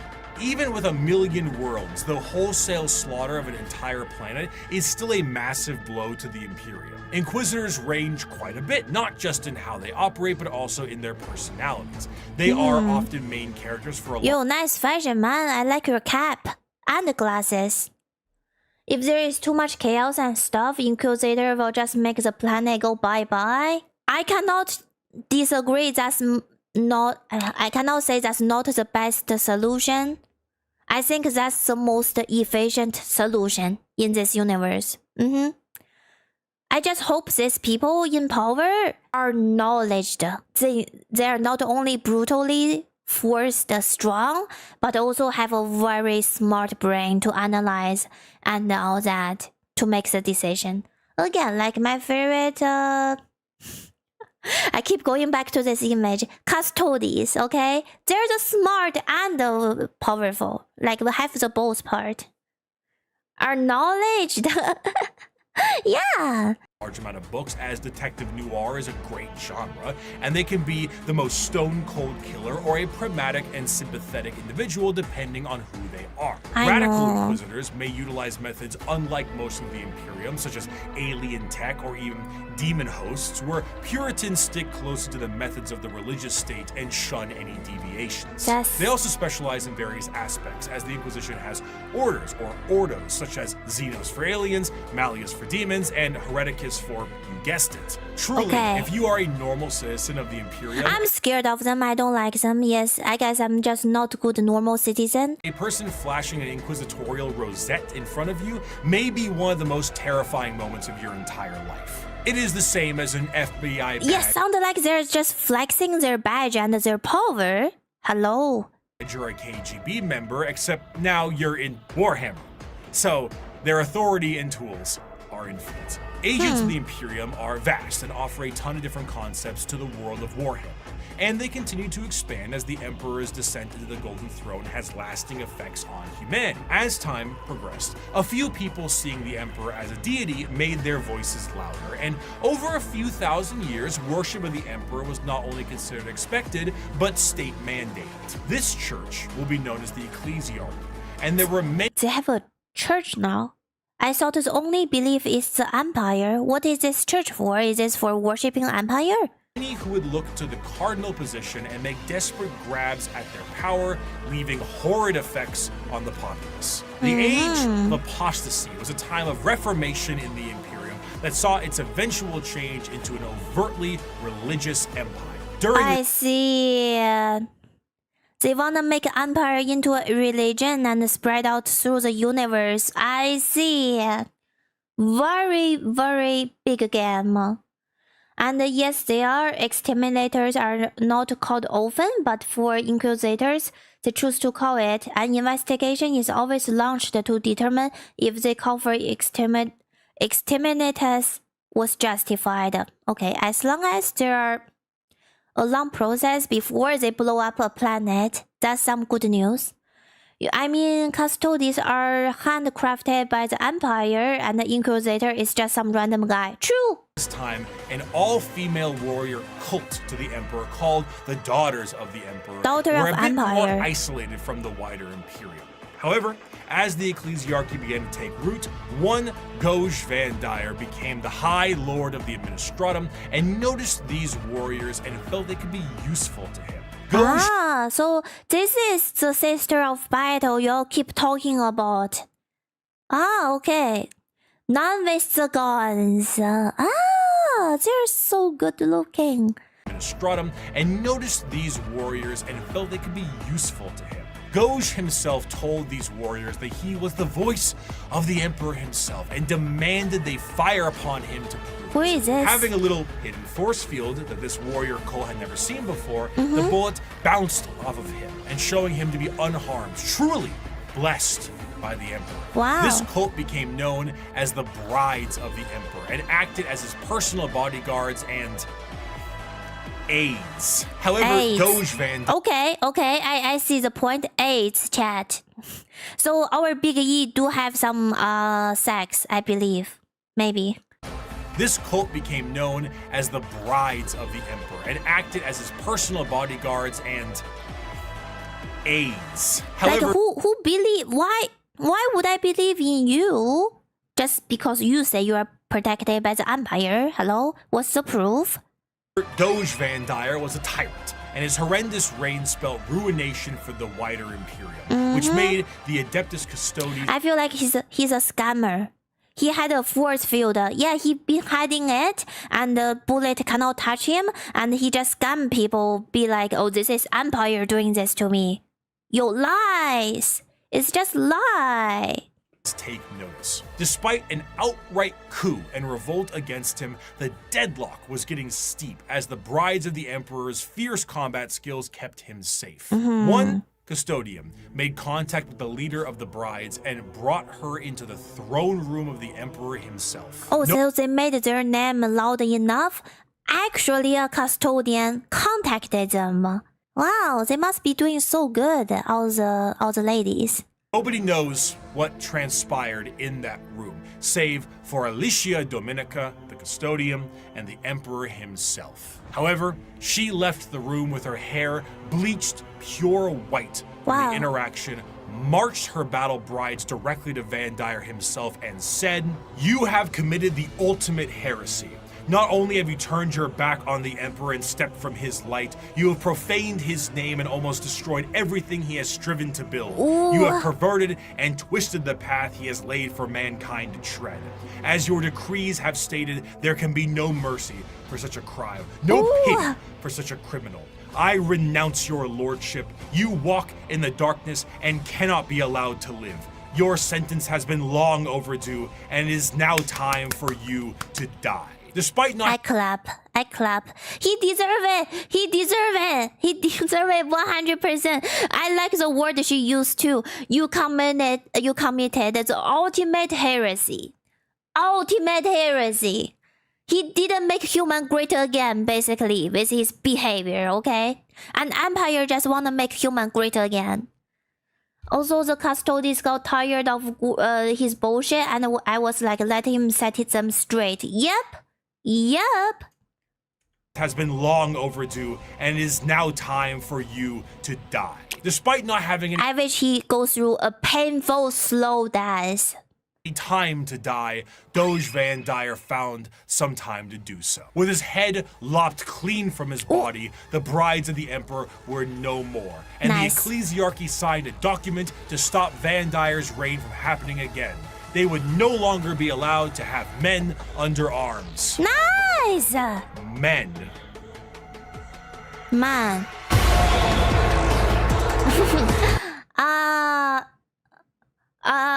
Stoda sororitas? Is that the full name?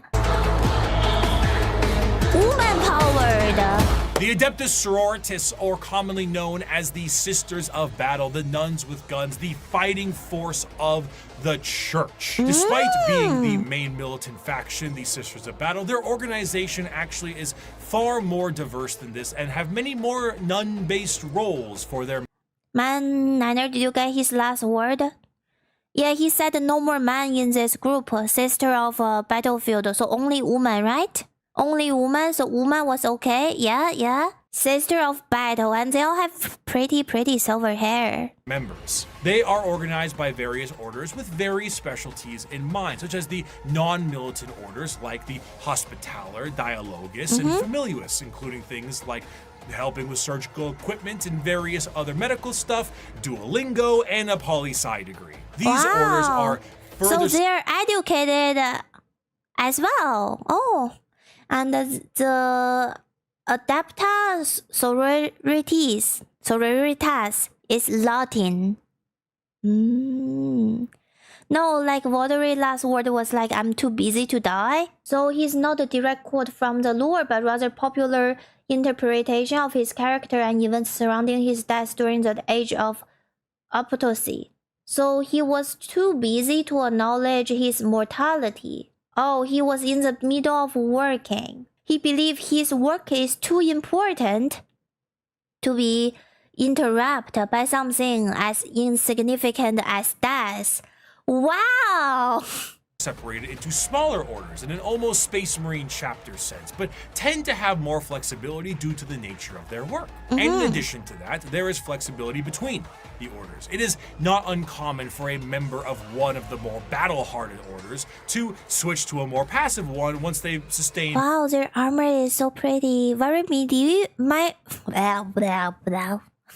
Very medieval feeling, isn't it? battlefield injuries or are a bit closer to retirement. As mentioned before... Oh, Andrew Tate. Yeah, and thank you for the follow. Model Sato. the Sisters Alpha University. of Battle are a part of their own separate organization, the Orders Militant, and feature the highest number of any given sister. They are the official fighting force of the ecclesiarchy, and they specialize in wars of faith. Unlike the deployment of Astartes and Guardsmen, the Sisters of Battle are often deployed with members of the Inquisitorial Ordo Hereticus due to the holy war nature of their battles. The Sisters of Battle are suited up with their own form of specialized power armor that gives them almost like a Joan of Arc vibe to the battlefield.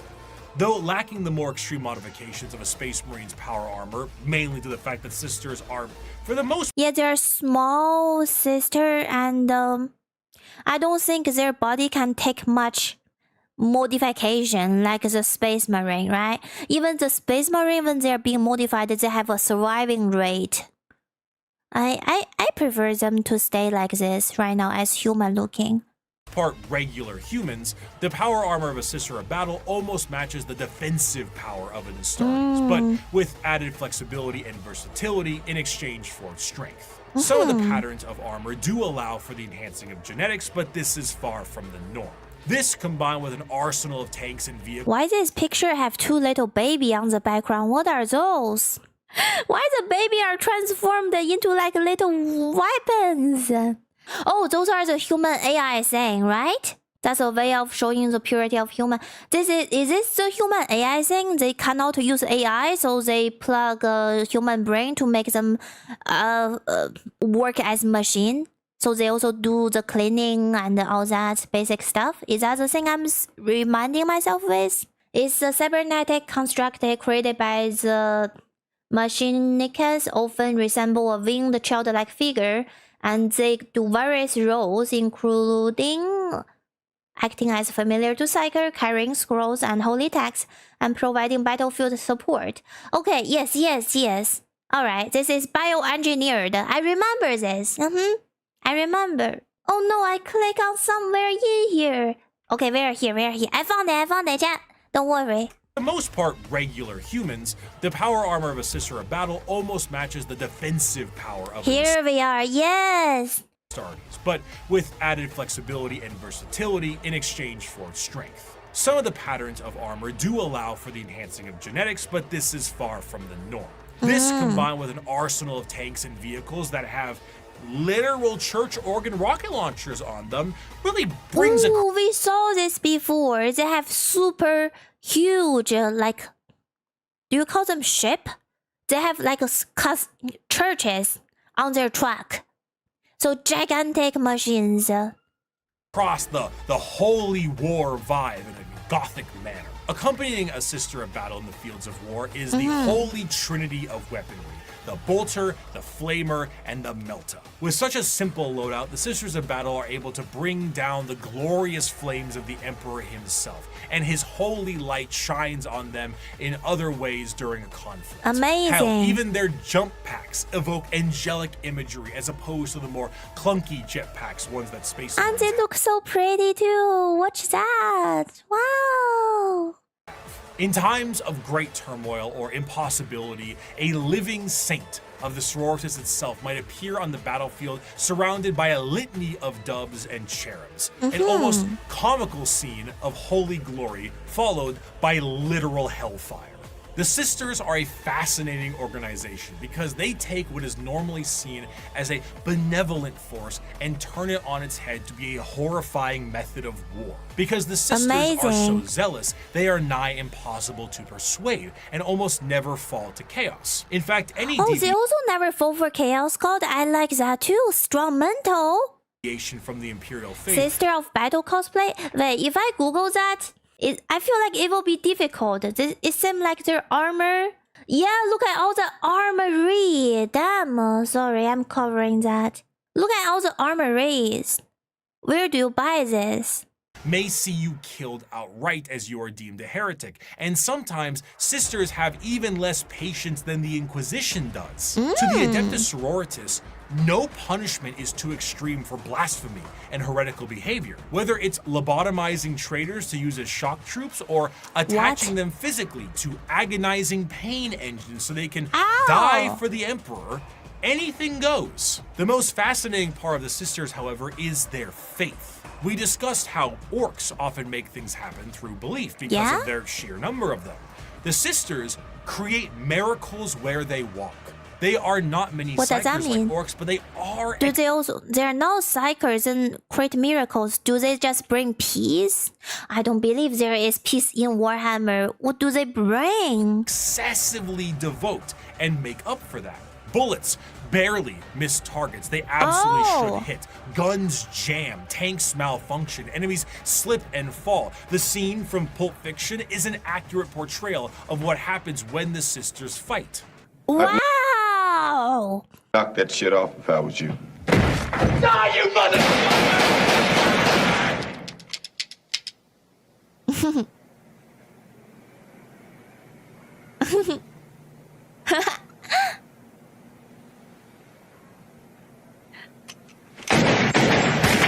One of the most. I wanna see the sister of. I wanna see the sisters fight the orcs. I just wanna see that. Did that ever happen to compete with their belief? Prominent figures is the Triumph of St. Catherine, a literal open casket with the saint of a sister's order held aloft by lobotomized servant cherubs and protected by bodyguards of the faithful. The devotion to the emperor swells so strong that acts of faith are made manifest, and sometimes angels themselves. When the sisters go to war, they have thundering organs and litanies screeching out into the battlefield, hymns and songs. They literally have background music when they appear. That's crazy. They rabble off prayers on their lips and burn holy fire across the area. They spray holy water down from horns atop their vehicles. It is a genuine holy war, a procession of death. Saint Celestine is an undying deity. So basically, this lady make the empire into a god. They gave him power by believing hard enough. Chat, can you also believe in me like how this sister believe in the empire? Can we bring back the belief again? Like believe in I will grow 2 inches taller? Just focus on that, okay? Or I win some lottery or something, you know, something good. Arriving precisely where she is needed and returning to the fold after each death. When she dies, she sees a crying young girl atop a mountain of bones. What? Her bones after every one of her deaths. She climbs this mountain every time to help comfort this crying child and is rebirthed upon the battlefield. And one day, her deaths will create a mountain so large that even she will not be able to traverse it. Is she a demon of the God Emperor? Perhaps, but she'll be shot for saying so. She is genuinely and literally faith made manifest. Some sisters may make a mistake, however, and find themselves questioning their faith, disobeying a command, and even leaving their order. These sisters are. But if you disobey, then you are no longer contributing to the miracle. I thought a miracle only happened when a group of people believe hard enough, like a community. So they get their own group. Reconditioned and are known as the sisters Repentia. They generally. Why is their outfit like that? Face the front of the line. Why is it so good looking? And seek retribution and forgiveness from the emperor himself. Though their actions were heretical, Repentia on the fields of battle is an indication of an individual wanting to become forgiven. They run aloft with torture devices attached to their bodies and a chainsaw the size of their body, completely armorless, to determine if this is how they die or if the emperor will forgive them. Wow. So they put on themselves in pain and torture just to redeem. Okay. Also, it's Jane Stellar. Yeah, the last one is literally called Jane, Gene Stellar. Yeah, Jane Stellar. Famous champion of the sisters, that Saint Celestine, was a Repentia. Even she questioned her faith. And if she can do it, so can you. Just don't run away again. They don't really do third chances. The Sisters of Battle are martyrdom-enthused zealots that create miracles in their tread. Their devotion is boundless and also a direct source of their power. A whole army of power-armored soldiers shooting burning and melting all in their path is bad enough, but it enters a whole different level when God is on your side. By Bolter Shell, Flamer burst. Wait, when God is on your side, are we talking about the Empire here, not the Chaos God, because they don't get corrupted, and their only one true God is the Empire? And Melta Blast, the mutant, the heretic, and the traitor alike are cleansed of their sin of existence. So has it been for 5 millennia, so shall it be until the end of time. The Imperium devolving into wars of faith is to push its agenda further. Where the xenophobic nature of humanity was once strong, it has now been magnified, and there are plenty of aliens in this galaxy. Wow, very pretty art for the sisters. How do they recruit? So they only will recruit women, right? And they don't take babies, I hope? So they recruit adult. What are the rules to join the sisterhood, right? Several examples, mostly exclusively daughter of noble family or officials who are sent to Schola Proganium. Initiate can come from any planet, but only sent to upper class, and who used to be upper class. In those cases, the community will put together resources and send somebody, but they still need to go through the Schola Proganium. What is Schola Proganium? They start young, so when they're a baby, they send them already. You left the orange behind. She left everything. Okay, that's a 10-year-old starting in the sisterhood. Oh, they do start young. Wow. 6,000 years prior to the current events of 40k, a planet was found by an AdMech exploration vessel. The life forms on the planet were seen using tools, but they were still very primitive, so the planet was marked for destruction to pave the way for the Imperial War Machine. However, this was thrown off because of an extreme warp storm and that whole Doge Van Dyer thing. Flash forward to modern day, and an unknown but highly advanced vessel was shot down near an Imperial mining world, and the bodies on this vessel match those life forms found on that primitive world. The native creatures on that planet were able to evolve rapidly due to them being unobstructed, and their highly advanced gear posed a new threat to the Imperium. Advancing over these years with a remarkable speed, these are the new upstarts in the galaxy. So they speed run the technology game from a very primitive farmer suddenly having spaceship and high tech. Wow, who are these people? Looking to make a name for themselves, all in the name of the greater good. These are the...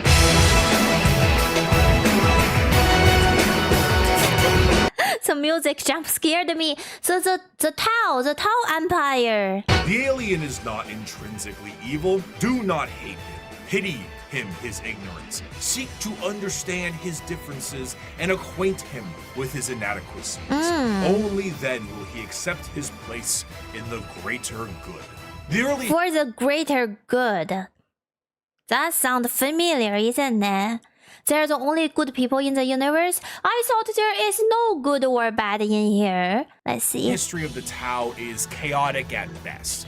Due to their extreme speed run to space travel, their journey to the stars were overburdened with inner conflict. It wasn't until the appearance of the Ethereals that things began to settle. These Tau to the warring tribes marked their unification under one common belief: the greater good. The greater good.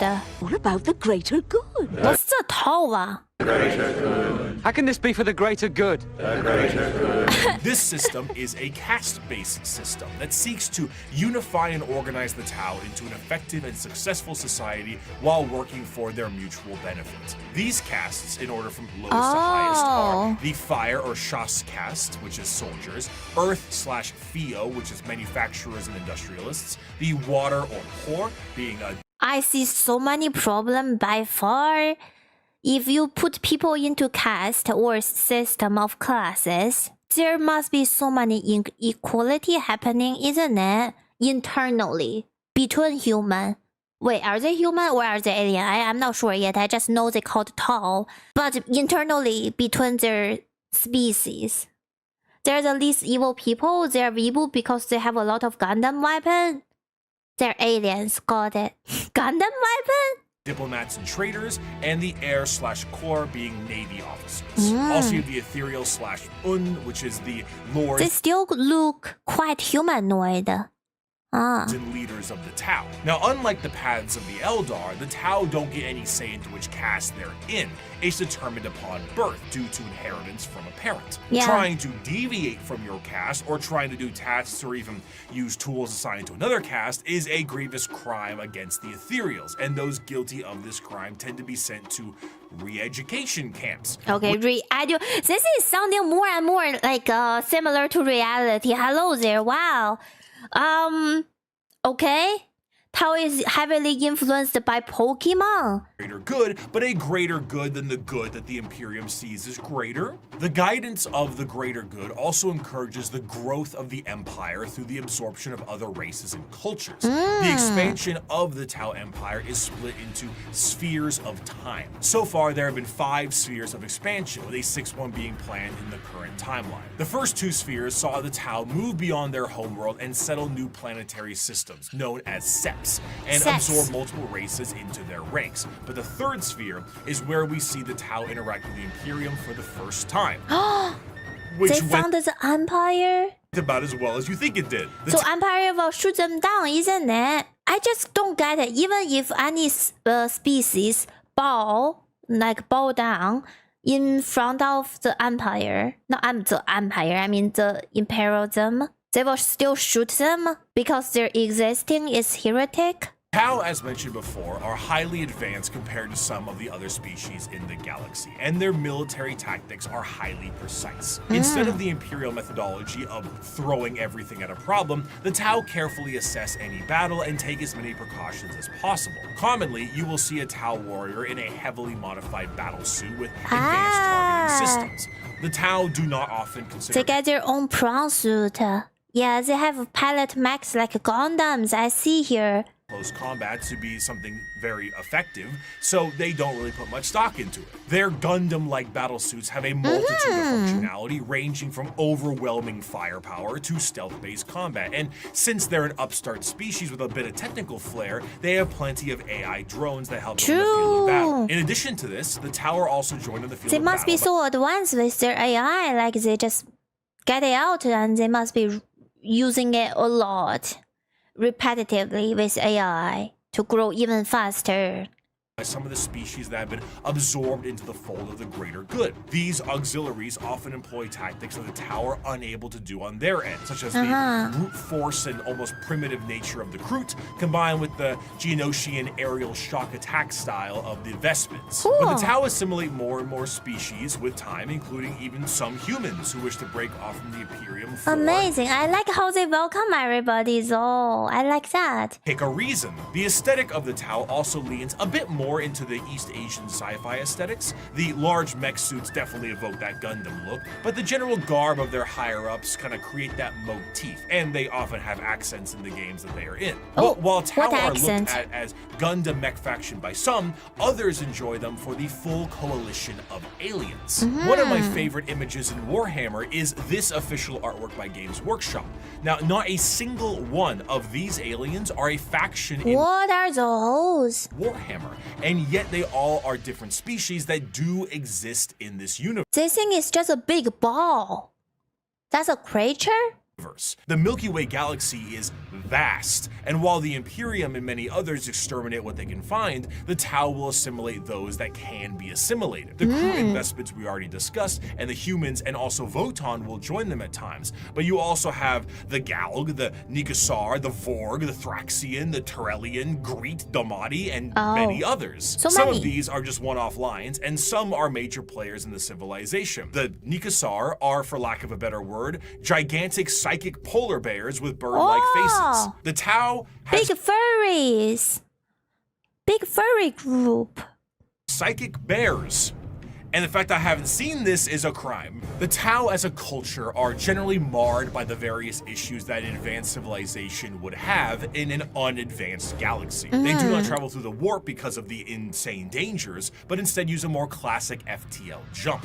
However, because they aren't going through hell, it makes them a lot slower than many other races. The Imperial— But they slower than other races, but also survivability is higher. I'm happy for that. might surf through hell and lose a few ships, but they will get there first. Often they will take enormous cannons and weaponry and defeat their foes before they can even close the gap. One of their light walkers carried a weapon of lethal effect. It fired a form of ultra-high velocity projectile. I saw one of our tanks after being hit by it. There was a small hole punched in either flank. One, the projectile's entry point, the other, its exit. The tiny munition had passed through the vehicle with such speed that everything within the hole not welded down had been sucked out through the exit hole, including the crew. We never identified their bodies, for all that remained of them was a red stain upon the ground, extending some 20 meters from the wreck. The fascination of the Tau is that in any other modern day world, their society would be horrid, rigid casts. I like they don't have their nose. I don't know, I want to touch their face because it looks so smooth. Their skin and all that. And all bald, so there's no hair. No, they do travel through warp, but they cannot dive in fully. They just skim the border of the warp. Oh. Also, slower space travel, at least their mind, body, and spirit are intact. That's what I'm saying, Raphael. I think they will have higher survivabilities because better mind, body, and like soul is safer and everything. Systems, corruption, and politicking ethereals, and basically it's the greater good or nothing at all. But in the world of Warhammer, the simple fact that humans are accepted into their sphere should they please already puts them far and above the other races that would murder or eat them. But despite this, the existential or eat them? How do they know what do they taste like? Would you slap or rub the bald head? Of course, if I see a bald head, I would love to touch it. But I gotta ask the person. Also, we should be in private. Red that is the Tau Empire is ever so apparent. Despite being hyper-advanced and welcoming a coalition of aliens, they are the upstarts, and they are painfully outnumbered on all sides. Almost any other faction in the universe, given the right amount of force, can wipe out the Tau Empire from existence. They themselves might not be perfect, but their slight glimmer of hope is exactly that, a glimmer in a dark and crushing galaxy. Of course, maybe they can speed run the technology even faster, then they have higher chance of surviving. Nobody dares take the attempt to destroy the Tau Empire because doing so is an enormous amount of resources, and for the same reason why you don't full send your whole army to one person in a commander game of Magic. It's like those country during the World War that nobody wanna touch them, not because like they're not strong enough, but nobody wanna fight them just because it's a waste of resource, because they're very resisting, and yeah, even the land is small, but they're very resisting. Is that the case? You open yourself up to player 2 and 3. But not to say it won't be a struggle. The Tau Empire, when prepared, are a vicious fighting force who might delete your formation before you even see them. But they lack numbers. And in the dark corners of the galaxy, something is coming that is entirely numbers. Capri, what is this? Tyranids? Tyranids, these are the bugs, eh? There is a cancer eating at the Imperium. With each decade, it advances deeper, leaving drained, dead worlds in its wake. This horror, this abomination, has thought and purpose that functions on an unimaginable galactic scale, and all we can try to do is stop the swarms of bioengineer monsters it unleashes upon us by instinct. We have given the horror a name to salve our fears. We call it the Tyrannid race. So it's Tyrannid, that's how you pronounce it. If it is aware of us at all, it must only know us as prey. The conflicts of Warhammer 40k are chaotic enough. Ew. That thing is not humanoid at all. Also, one of the problems with toy is the speed running the technology. They're doing both AI and producing a god, both mistake of elder and human. Wait, they have a god? They made a god for themselves? Niner, myself personally, I have a fear of all kind of bugs, especially bug with a lot of lag. With the sheer volume of violence that exists in the confines of the Milky Way. However, there is a threat to the galaxy that extends beyond our known galaxy that is creeping ever closer and cannot be negotiated with. What drew them to the galaxy is unclear. It may have been the light of the Astronomicon itself, like a moth to a flame. It could have been a Xenos device detonated in the Horus. This reminds me a little bit of Helldiver, don't it? But right now it's for Empire, not for democracy. Yeah, Jiao, I see you. I see the vision. Yeah. Heresy. It could have been that they were done eating the Andromeda Galaxy and they have come to take ours, or they might be running from something far, far worse. Regardless of the why, the where, when it came to the first official contact with these creatures, was the planet of Tyran. This is the site where the Imperium encountered a fleet. Oh, it's coming from planet of Tyran. That's why it's called Tyranids.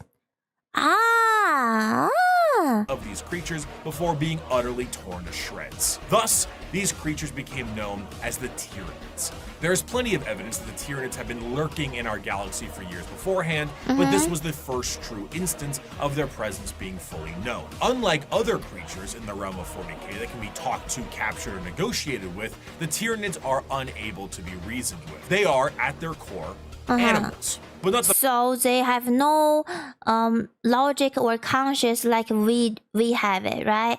the fun kind of animals. They are the xenomorphs of 40k, and boy are they hungry.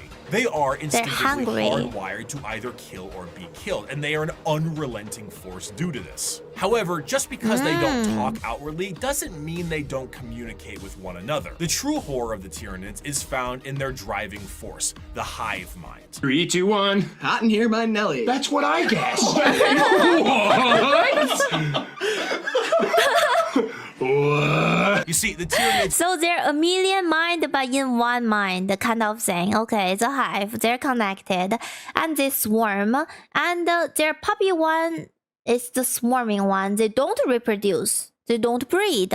They just take the flesh and biomass and turn it into more Tyranids. Are a collective consciousness that are all connected to a singular embodiment of psychic power that is utterly incomprehensible to the human mind. To keep this connection there, the Tyranids on the field of battle are followed around by synapse creatures, essentially serving as their Bluetooth connection to the greater hive mind.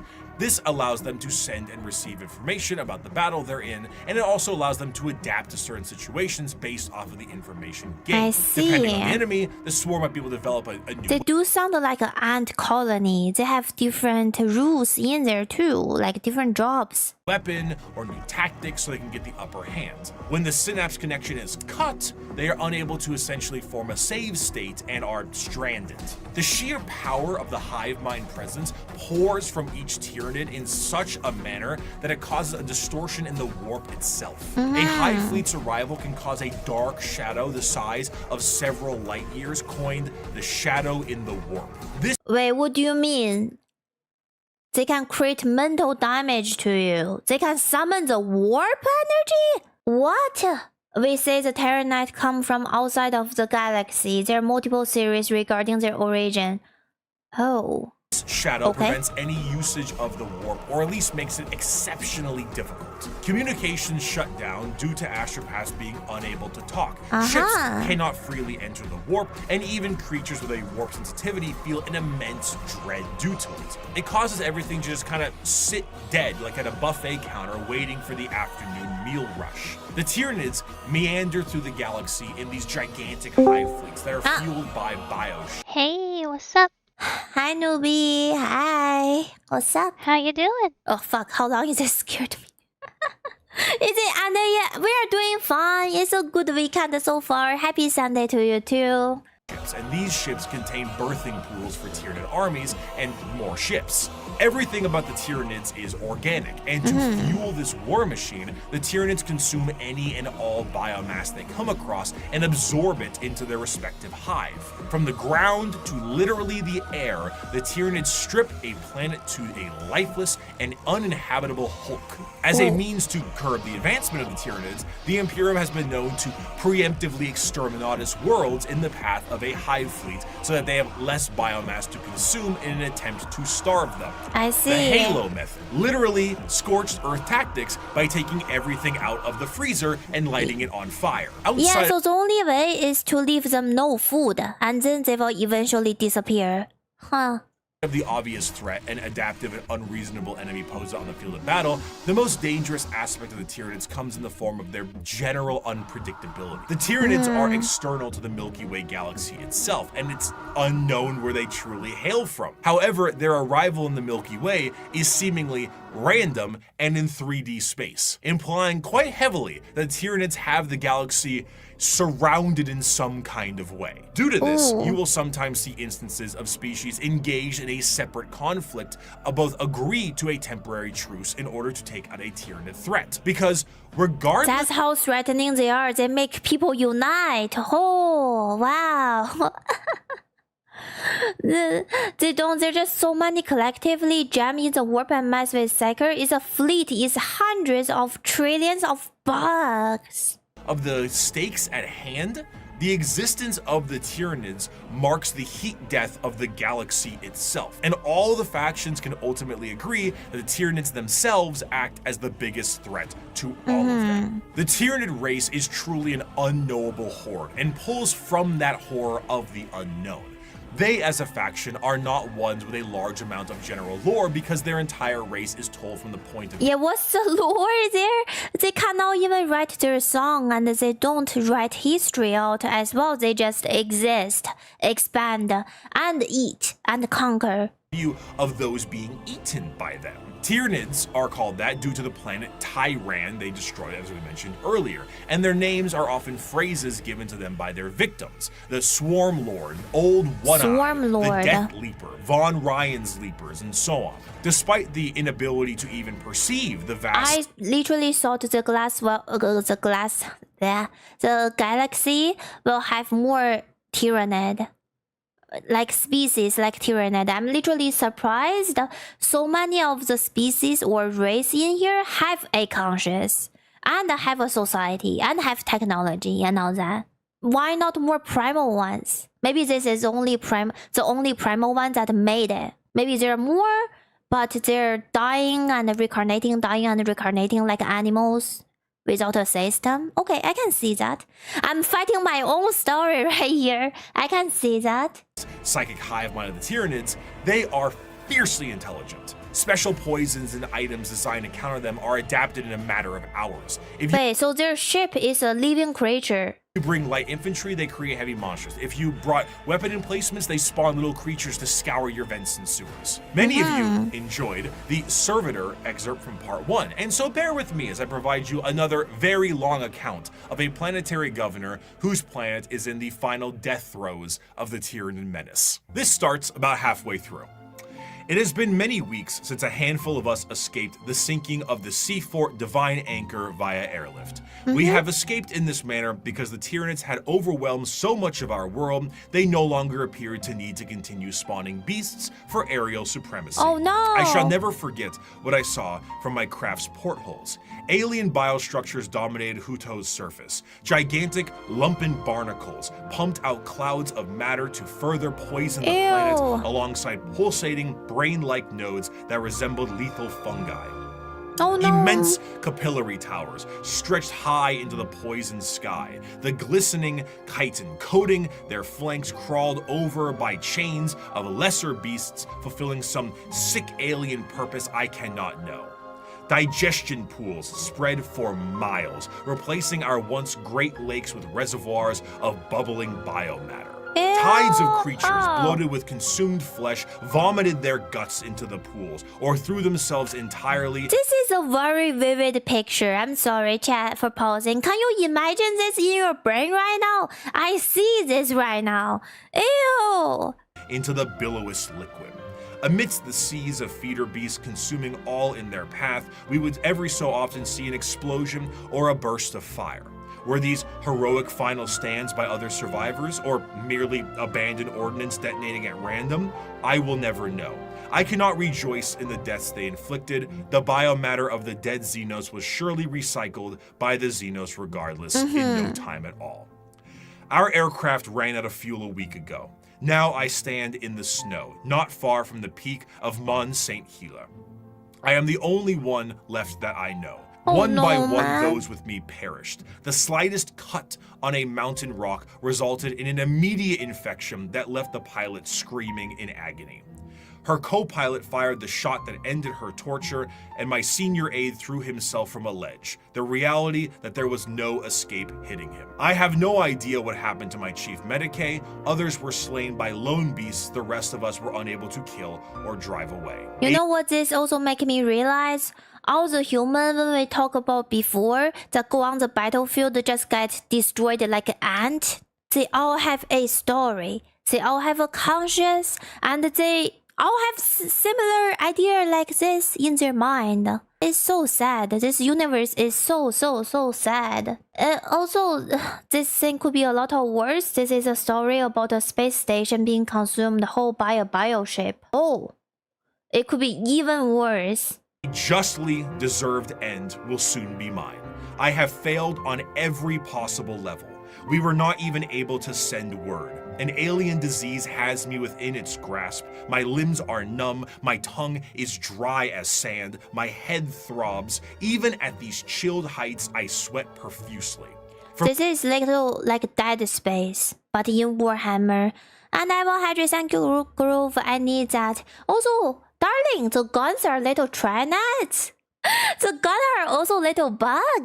That's kind of cute. From here where I sit, I can see the final death unfold on the planet entrusted to me. Before me is the Radarin Ocean. The water level is visibly dropping, hour by hour. They are even taking our seas. There are enormous beasts with great, slowly flapping wings and immense open maws moving through the sky. I may be at high altitude, but the air is thinner here than it should be. I know enough of mountaineering to know that. They will not even leave our air. Wow. There is an isthmus I can see, upon which is sat one of the Xenos capillary towers. Now I believe I can tell what they are truly for. High up, foul Xenos bioships cling to their flanks like twisted calves at their mother's udders. They are feasting, I am sure. Yeah, they just want to eat. Hungrily filling themselves to burst on the hideous gruels that are what remains of my people. I have witnessed the planet's death from sinister start to hideous conclusion. I see the power of our foe, and though I have shown boundless weakness these past months, I do not see how we could ever have won. If this is any sort of good... We didn't pause through the whole phrase, paragraph in there.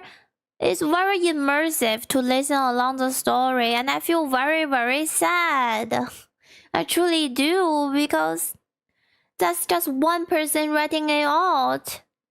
Imagine there are so many persons don't even have a chance to write out, and they already just gone through all this war and hate and have to survive. Good news, it seems that one thing that might be an inadvertent repellent effect on the Tyranids is chaos. Chaos and chaotic energies offer no nourishment to the Tyranids, they cannot eat that. And the presence of rifts and warp storms work as a means to starve out the Tyranid fleet. The Tyranids, of course, are attempting to adapt to this, but it seems that even at the most primal core of the galaxy itself, Chaos agrees that these dinner guests are not welcome in any way, shape, or bioform. In the end, though, the Tyranids represent the final fears of the galaxy itself. Despite the goals to conquer the galaxy as a whole, the remainder of the universe may very well be dead and derelict space. Instead of endless worlds and solar systems, it may just be bones and ash. The tendrils of the Then people need to unite and get rid of them first, right?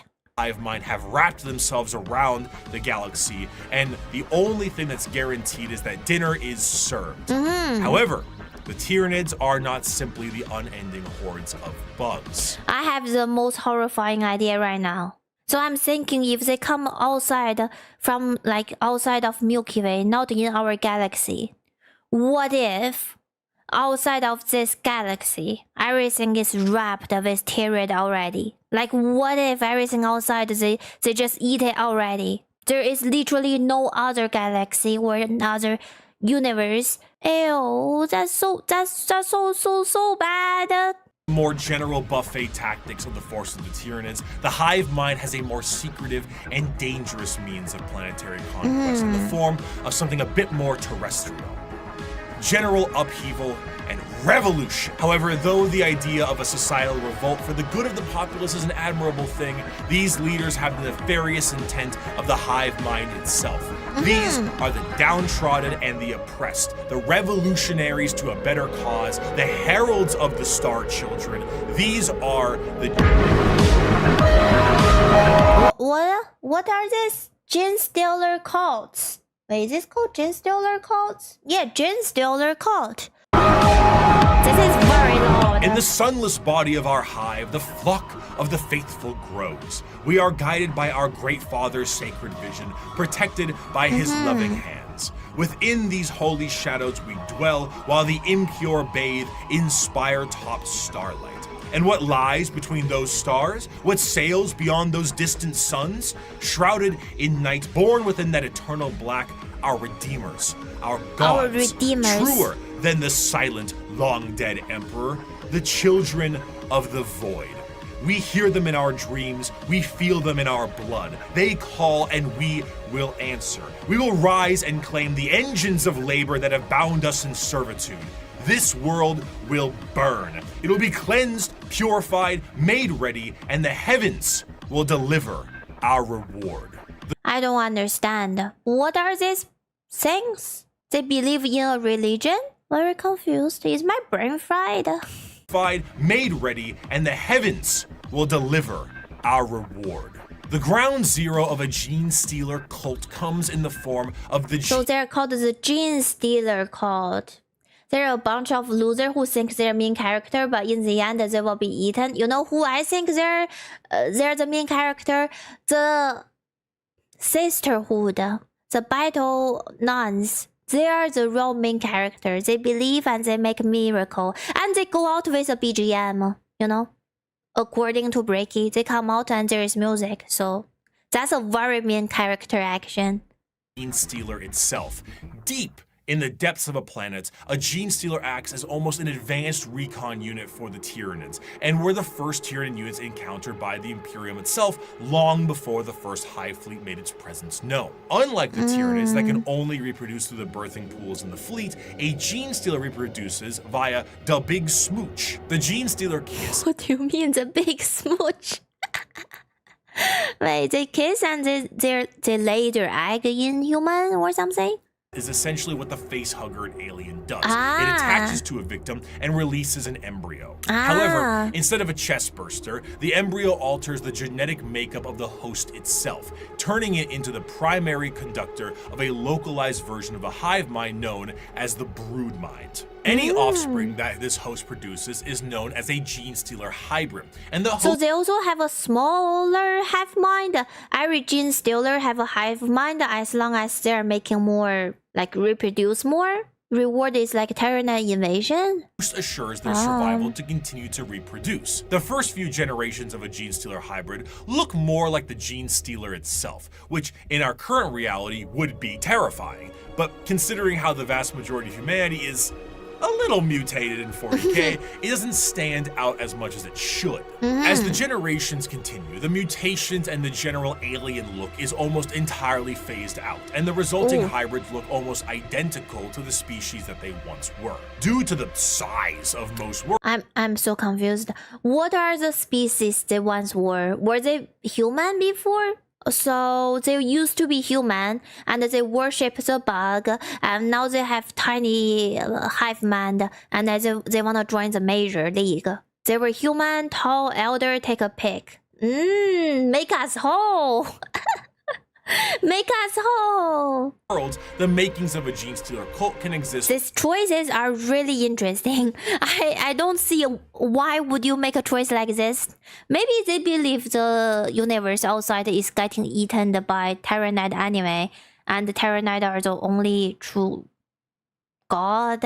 Almost entirely in secret, generation after generation. After a certain period of time, those hybrids will make their way into generalized society. Still connected to the mind of the gene stealer itself, the hybrids operate with the express goal of gaining power within society itself in a political and religious sense. Most Why do you still care about political and religious while you're just worshipping bug? While whatever you are worshipping is so pure and following the primal urges, and you still fall for your human flaws, whatever they are. Maybe they're not human. They're also, some people tell me they might be trolls.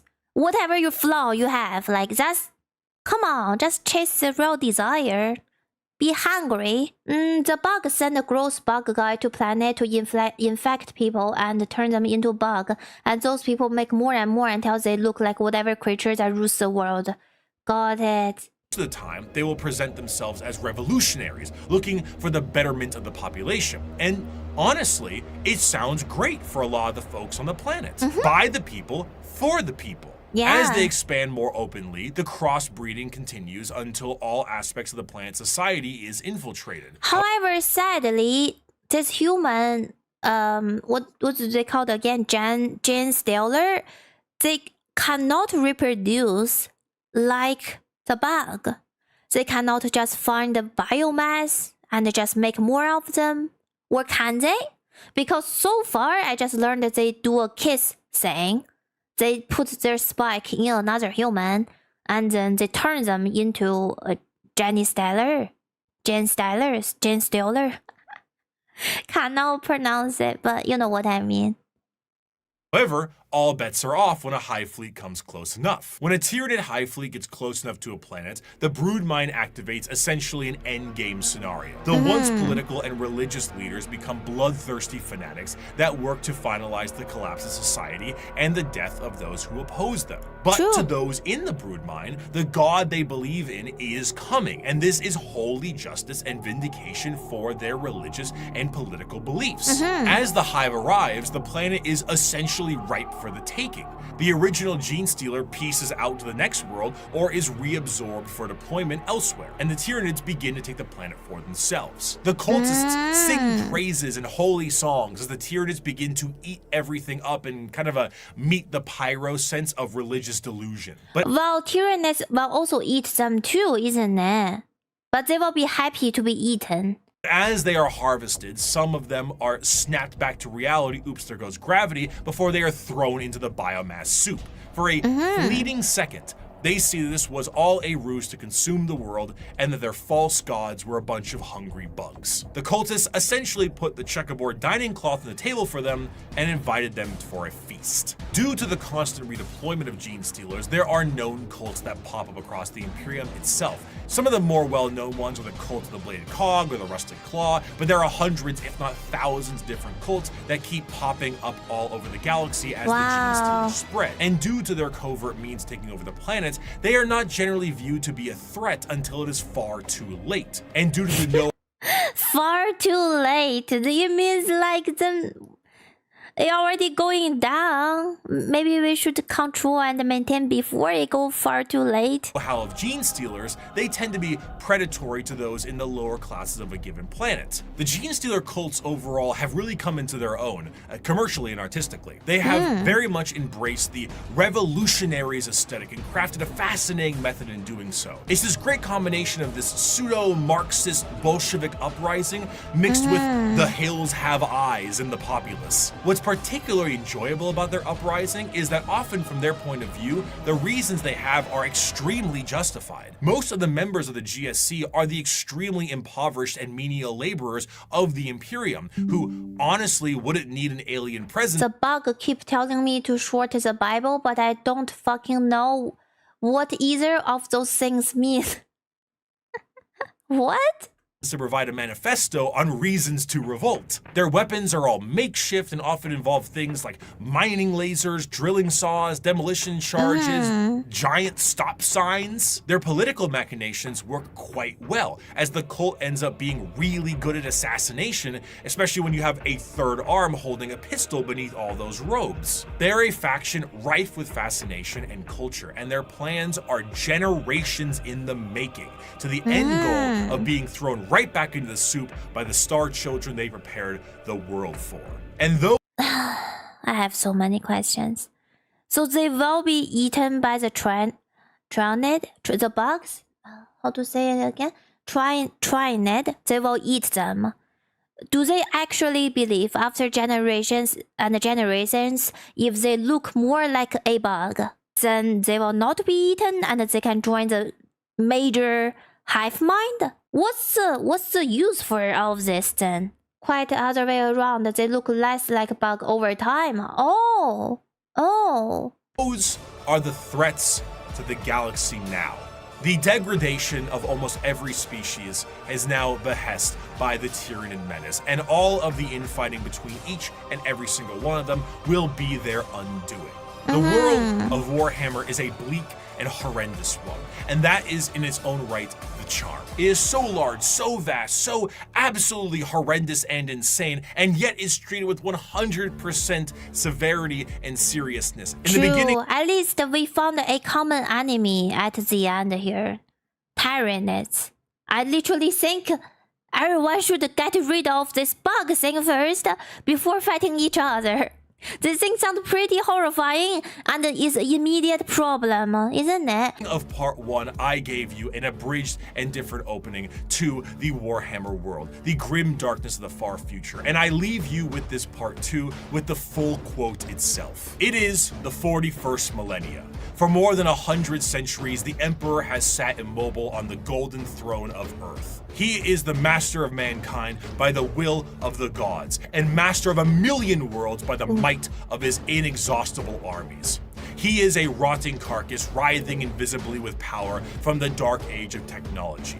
He is the carrion lord of the Imperium, for whom 1,000 souls are sacrificed every day so that he may never truly die.